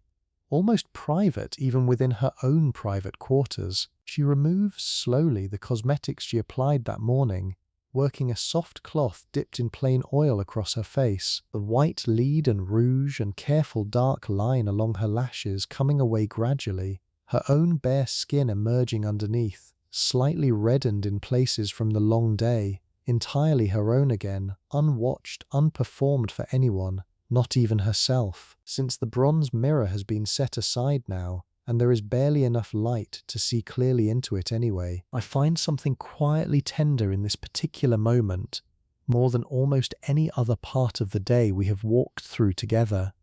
All of the elaborate architecture we have spent this entire story exploring, the lead paste and the rouge, the careful eyebrow paint, the perfumed oil worked into hair bound tightly enough to survive an entire day's activity, all of it removed now, wiped away with the same unhurried, practiced motion she uses for almost every task that fills her days. There is no audience for this moment. No husband watching, no festival to prepare for, no visiting relative to impress. Just a woman, alone with a small lamp and a soft cloth, returning her own face to herself before sleep, the way every woman in every century since has done some version of this same small private undoing at the end of a long day. A final application follows though before sleep fully arrives, and this one is purely for herself, for the night ahead rather than for any eye that might see her tomorrow.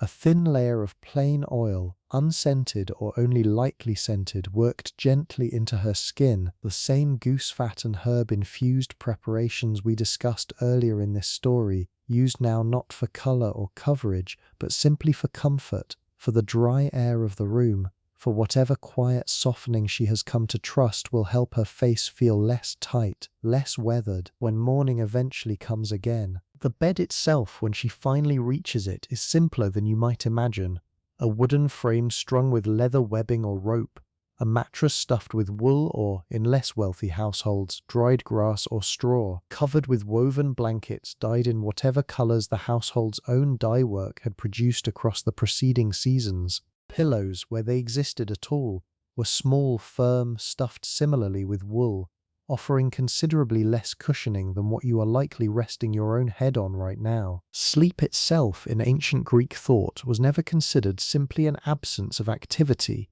a blank stretch of unconsciousness to be passed through as quickly as possible before returning to waking life. It was understood as a genuinely significant state in its own right, one closely tied to health, to the gods, and particularly, for women, to a specific form of medical practice worth closing this story with, since it connects so naturally to the quiet hour we find ourselves in right now. Throughout the Greek world, sanctuaries dedicated to Asclepius, the god of healing, offered a practice known as incubation, where the sick or troubled, women very much included, would travel to the sanctuary, undergo a period of ritual purification, and then sleep within the sacred precinct itself, hoping that the god would appear to them in a dream, offering either a direct cure or instructions for a remedy to be carried out upon waking. Women specifically sought this treatment for exactly the kinds of conditions we discussed earlier tonight: difficulty conceiving,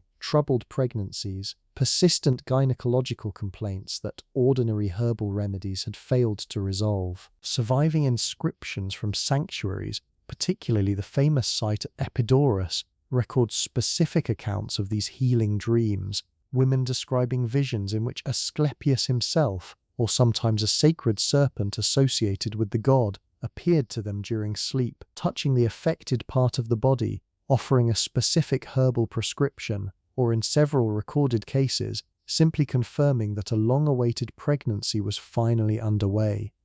Whether we read these accounts as genuine spontaneous healing, as the simple passage of time resolving conditions that would have improved regardless, or as something closer to the placebo effect operating through deep religious conviction, the records themselves convey something genuinely moving: women traveling real distances, undergoing real ritual preparation, placing real hope and trust in the power of a particular kind of sleep to heal what their waking world, with all its careful herbal knowledge and accumulated medical wisdom, had been unable to resolve. There is something I want to leave you with in this detail. Something that connects, I think, all the way back to the very beginning of tonight's story.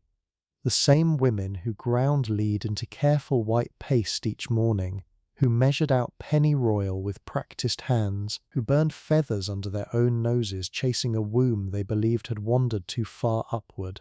also believed with equal seriousness that healing could arrive simply through the act of sleeping in the right place, with the right intention, trusting that whatever needed to be resolved might resolve itself quietly, gently, somewhere in the depths of an ordinary night's rest. Insomnia itself, when it troubled a Greek woman the way it perhaps occasionally troubles you, had its own specific catalogue of remedies,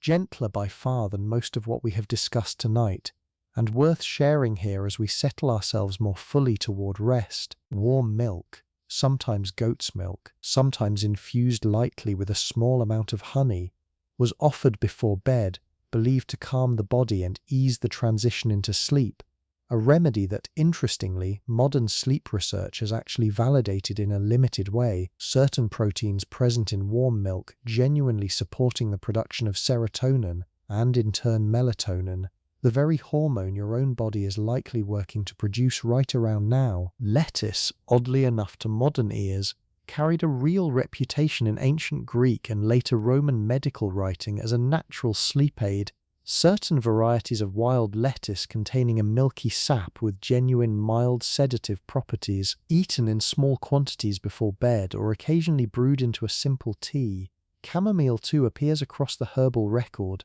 its gentle apple-like scent and calming properties recognized even then. Brewed into a light infusion and sipped slowly in the hour before sleep, the same chamomile tea that likely sits in your own kitchen cupboard tonight, essentially unchanged across roughly 2,500 years of continuous human use for exactly this same quiet purpose. For a mind too busy to settle, too full of the day's small worries, the household conflicts, the lingering anxiety over a husband's mood or a child's cough, certain physicians recommended a final quiet ritual before sleep, a few minutes spent simply breathing slowly, eyes closed, in a darkened room, free from conversation or task, a practice that sounds, frankly, almost identical to what a modern sleep specialist might recommend today. stripped of any specific cultural vocabulary, simply the basic human recognition that the mind needs a few quiet minutes to release the grip of the day before the body can properly follow it down into rest. The seasons themselves shaped how a Greek woman approached both her health and her beauty rituals across the year,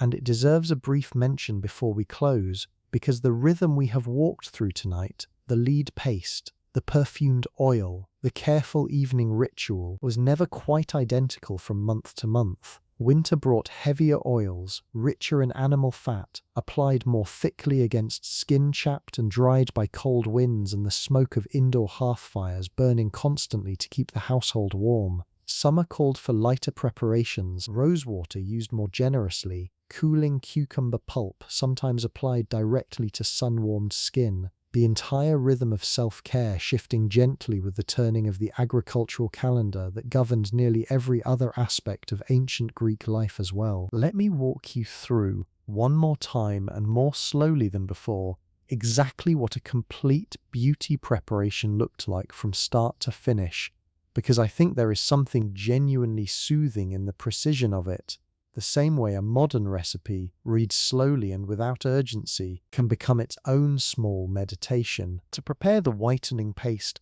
a woman or her household specialist would begin with thin strips of lead suspended carefully over a shallow dish of strong vinegar within a sealed clay vessel, the vessel then buried in warm manure or set near a gentle fire to encourage the slow chemical reaction that would, over several weeks, corrode the lead into a soft white crust. This crust was scraped away carefully, ground between two flat stones into the finest possible powder, then sifted through cloth to remove any remaining coarse fragments. The final powder was mixed, in small batches as needed, with a small amount of water, or for a smoother application, a touch of oil, blended with a finger or small wooden spatula until it reached a consistency somewhere between a thick cream and a soft paste. The rouge that followed required its own separate preparation. Alkanet root, dried and ground, was steeped in warmed oil for several days, the oil gradually taking on a deep, rich red color as the pigment released slowly from the root fibers. Once the color had developed fully, the oil was strained through fine cloth,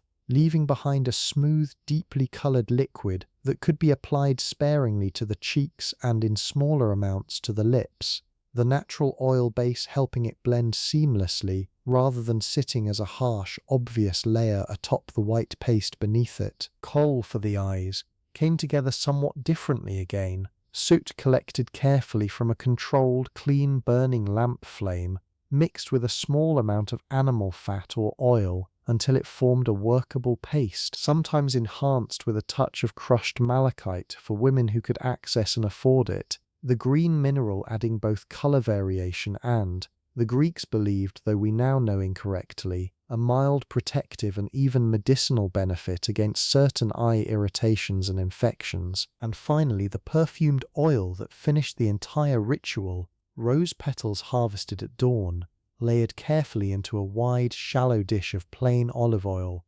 left to steep in gentle warmth for several days, the spent petals removed and replaced with fresh ones repeatedly, sometimes 5 or 6 times across 2 full weeks, each fresh infusion deepening and strengthening the final scent until the oil itself carried a fragrance rich and complex enough to last, faintly across an entire long day, fading only by evening into the soft, warm trace we described earlier, settling into her skin by the time the lamp was lit and the household finally grew quiet. I find something worth sitting with in just how much patience this entire process required, the weeks of waiting for lead to corrode, for rose petals to slowly surrender their scent, for alkanet root to bleed its color into warming oil. Nothing about ancient beauty culture was instant. Nothing came in a jar already finished, already perfected, ready for immediate use the way it does for us now with a quick trip to a store shelf. Every preparation represented an investment of real time, real patience, real accumulated skill, a kind of devotion to the body and its presentation that modern convenience has, in some ways, quietly stripped away from how most of us relate to our own daily rituals of care. And perhaps that patience is itself worth noticing, here at this hour, in this particular kind of quiet. We live now in a world built almost entirely around speed, instant results, same-day delivery, a cream that promises overnight transformation. She lived in a world where waiting 2 full weeks for rose petals to properly infuse an oil was simply how things were done. Not a frustration to be solved, but a rhythm to be trusted. The same unhurried patience that in its own way might be exactly what tonight is asking of you as well. No need to rush towards sleep. No need to force it, just a quiet, patient trust that it will arrive in its own good time, the way it always eventually does. That is the thread worth holding on to as we come toward the close of this story tonight, because everything we have walked through together, the lead paste and the rouge, the wandering womb and the burning feathers, the midwife's birthing stool and the careful, secret knowledge of pennyroyal passed quietly between women at a fountain or a bathhouse, all of it survives today in forms you likely use yourself without ever once thinking back to where they began. The foundation in your own bathroom cabinet, however much safer its modern formulation, traces a direct line back to that lead paste mixed in a narrow Athenian household nearly 2,500 years ago. The blush warming your own cheeks in whatever quiet moment you last applied, it shares its basic technique, colour blended outward from the apple of the cheek, with a woman working alkanet oil into her own skin by lamplight. The chamomile tea cooling somewhere on a nightstand tonight, perhaps even your own, carries forward a remedy a Greek physician might have recommended for exactly the same restless, busy mind keeping you company right now. We tend to imagine history as something distant, something that happened to other people, in other bodies, under other skies. But the woman we have followed tonight, mixing her oils, whitening her face, praying quietly to Artemis before a difficult labour, worrying over a late period, treasuring her 1 weekly hour at the bathhouse, was doing something genuinely continuous with what so many people are still doing tonight, all over the world, in this exact hour, the same quiet, private negotiation between body and self, between what we are given and what we choose, carefully and patiently, to make of it. The house has gone fully quiet now. Somewhere below, a final door is latched, a wooden bar dropped into place across it, the same simple security measure that closed every household in the city at this hour. The narrow streets outside left to whatever quiet belonged to them once lamplight retreated behind shuttered windows. A dog barks once, somewhere several houses away, then settles. The faint sound of the sea, if the household happened to sit near enough to a coastal city to hear it at all, would arrive now in long, slow intervals, the kind of sound that seems to slow your own breathing simply by existing nearby. She lies now beneath the woven blanket, the small lamp finally extinguished, just a thin curl of smoke rising from the wick before even that fades into darkness. The room holds on to warmth a little longer than you might expect, the plaster walls having absorbed the day's heat slowly enough that they release it just as slowly now, a gentle ambient warmth that makes the early hours of the night comfortable even before any blanket is properly needed. Above her, through whatever small window or opening exists near the roofline, a narrow strip of night sky shows itself, the same stars, genuinely the same stars, that you might glimpse tonight if you stepped outside and looked up, unchanged in 25 centuries, indifferent to lead paste and wandering wombs and silphium harvested into extinction, simply continuing to turn overhead the way they always have. Her thoughts, in this final drifting stretch before sleep fully arrives, likely moved across the ordinary small concerns of her day, much the way yours might right now. Whether the bread would rise properly in the morning, whether her mother-in-law's persistent cough required a stronger remedy than the honey and vinegar mixture already being tried, whether the dye batch currently soaking would produce the rich colour she was hoping for, or the muddier, disappointing shade that sometimes resulted when the mordant was not quite right. Small things, ordinary things. The same kind of small, ordinary, slightly anxious thoughts that drift through almost anyone's mind in the last few minutes before sleep finally pulls them under, regardless of which century they happen to be living in. And somewhere in the middle of one of these small, unfinished thoughts, sleep arrived, the way it always eventually does, quietly, without announcement, the thought simply trailing off into something softer, something that stopped quite being a thought at all. She was not, of course, the only woman settling into sleep across that city at that particular hour. And I want to widen the view just slightly before we close, because there is something worth imagining in all of them together. Separate households scattered across the same hillside, the same narrow streets, each holding its own quiet version of this exact moment. Somewhere across the city, in a household considerably grander than the one we have spent tonight inside, a hetera removes her own cosmetics with the help of a personal attendant, her face, so carefully maintained for an evening spent entertaining guests at a wealthy symposium, finally allowed to rest, her actual age, whatever it happened to be, showing itself honestly now in the privacy of her own quarters, away from the candlelight and wine and careful performance that her livelihood required of her every single evening. She sleeps when sleep finally comes, with the particular exhaustion of someone who has spent the entire day, and most of the evening besides, being watched. In a smaller, plainer house nearer the edge of the city, an elderly widow lies awake somewhat longer than the others, her joints aching in the particular way joints do after decades of repetitive labor, spinning and weaving and grinding herbs across more years than she can easily count anymore. She has long since stopped applying the white lead and rouge that once occupied her own mornings, her days now spent instead dispensing exactly the kind of practical remedy advice that younger women in her neighborhood seek out. Her accumulated knowledge built across an entire lifetime, finally worth more to her community than her youthful face ever was, and in the cramped quarters reserved for household slaves, tucked into whatever corner of the larger house could be spared for them, a young enslaved woman finally lies down after a day spent grinding lead into powder for a mistress whose face she has helped paint every morning for 3 years now, her own skin bare, unpainted, untreated by any of the careful remedies she prepares daily for someone else's benefit. Her sleep, when it comes quickly, the particular deep, dreamless exhaustion of physical labor pulling her under almost before her body has fully settled. Different lives, different rooms, different relationships entirely to the elaborate world of beauty and medicine we have spent this whole night exploring together. And yet, underneath all of it, the same basic human need finding them all in roughly the same hour, the same surrender into rest that every single person in that ancient city, regardless of status, regardless of how their day had unfolded, eventually had no choice but to make. It is worth pausing before we let this story close fully on how we actually came to know any of this at all, because the path from a Greek woman's bronze mirror to your own understanding of her tonight passes through some genuinely remarkable detective work conducted across centuries by archaeologists and historians piecing together a picture from sources that were never meant to form a complete record in the first place. Cosmetic containers themselves, small clay and alabaster jars,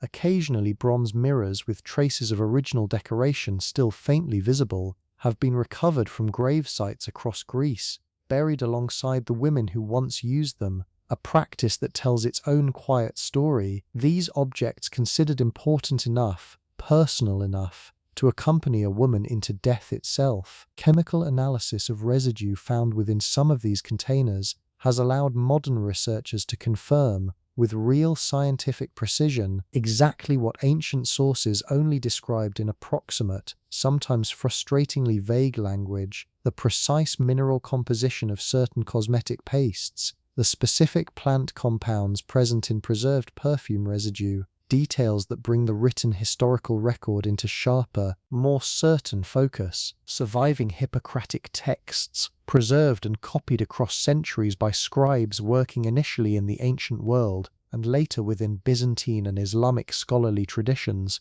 before eventually reaching the libraries and universities of medieval and Renaissance Europe, represent an extraordinary chain of careful preservation, each generation of copyists choosing again and again across nearly 2,500 years that this particular body of medical knowledge was worth the considerable labor of transcribing it forward into the future. Without that chain, unbroken across so many centuries and so many different cultures and languages, we would know almost nothing of the wandering womb, the careful fertility remedies, the detailed case histories of women suffering symptoms that still, in some strange way, echo forward into how we understand certain conditions even now. And vase painting, that wonderfully rich visual record surviving in considerable quantity from the Greek world, offers something the written texts alone cannot. Actual images of women at exactly the tasks we have spent tonight describing, applying cosmetics before a mirror, weaving at an upright loom,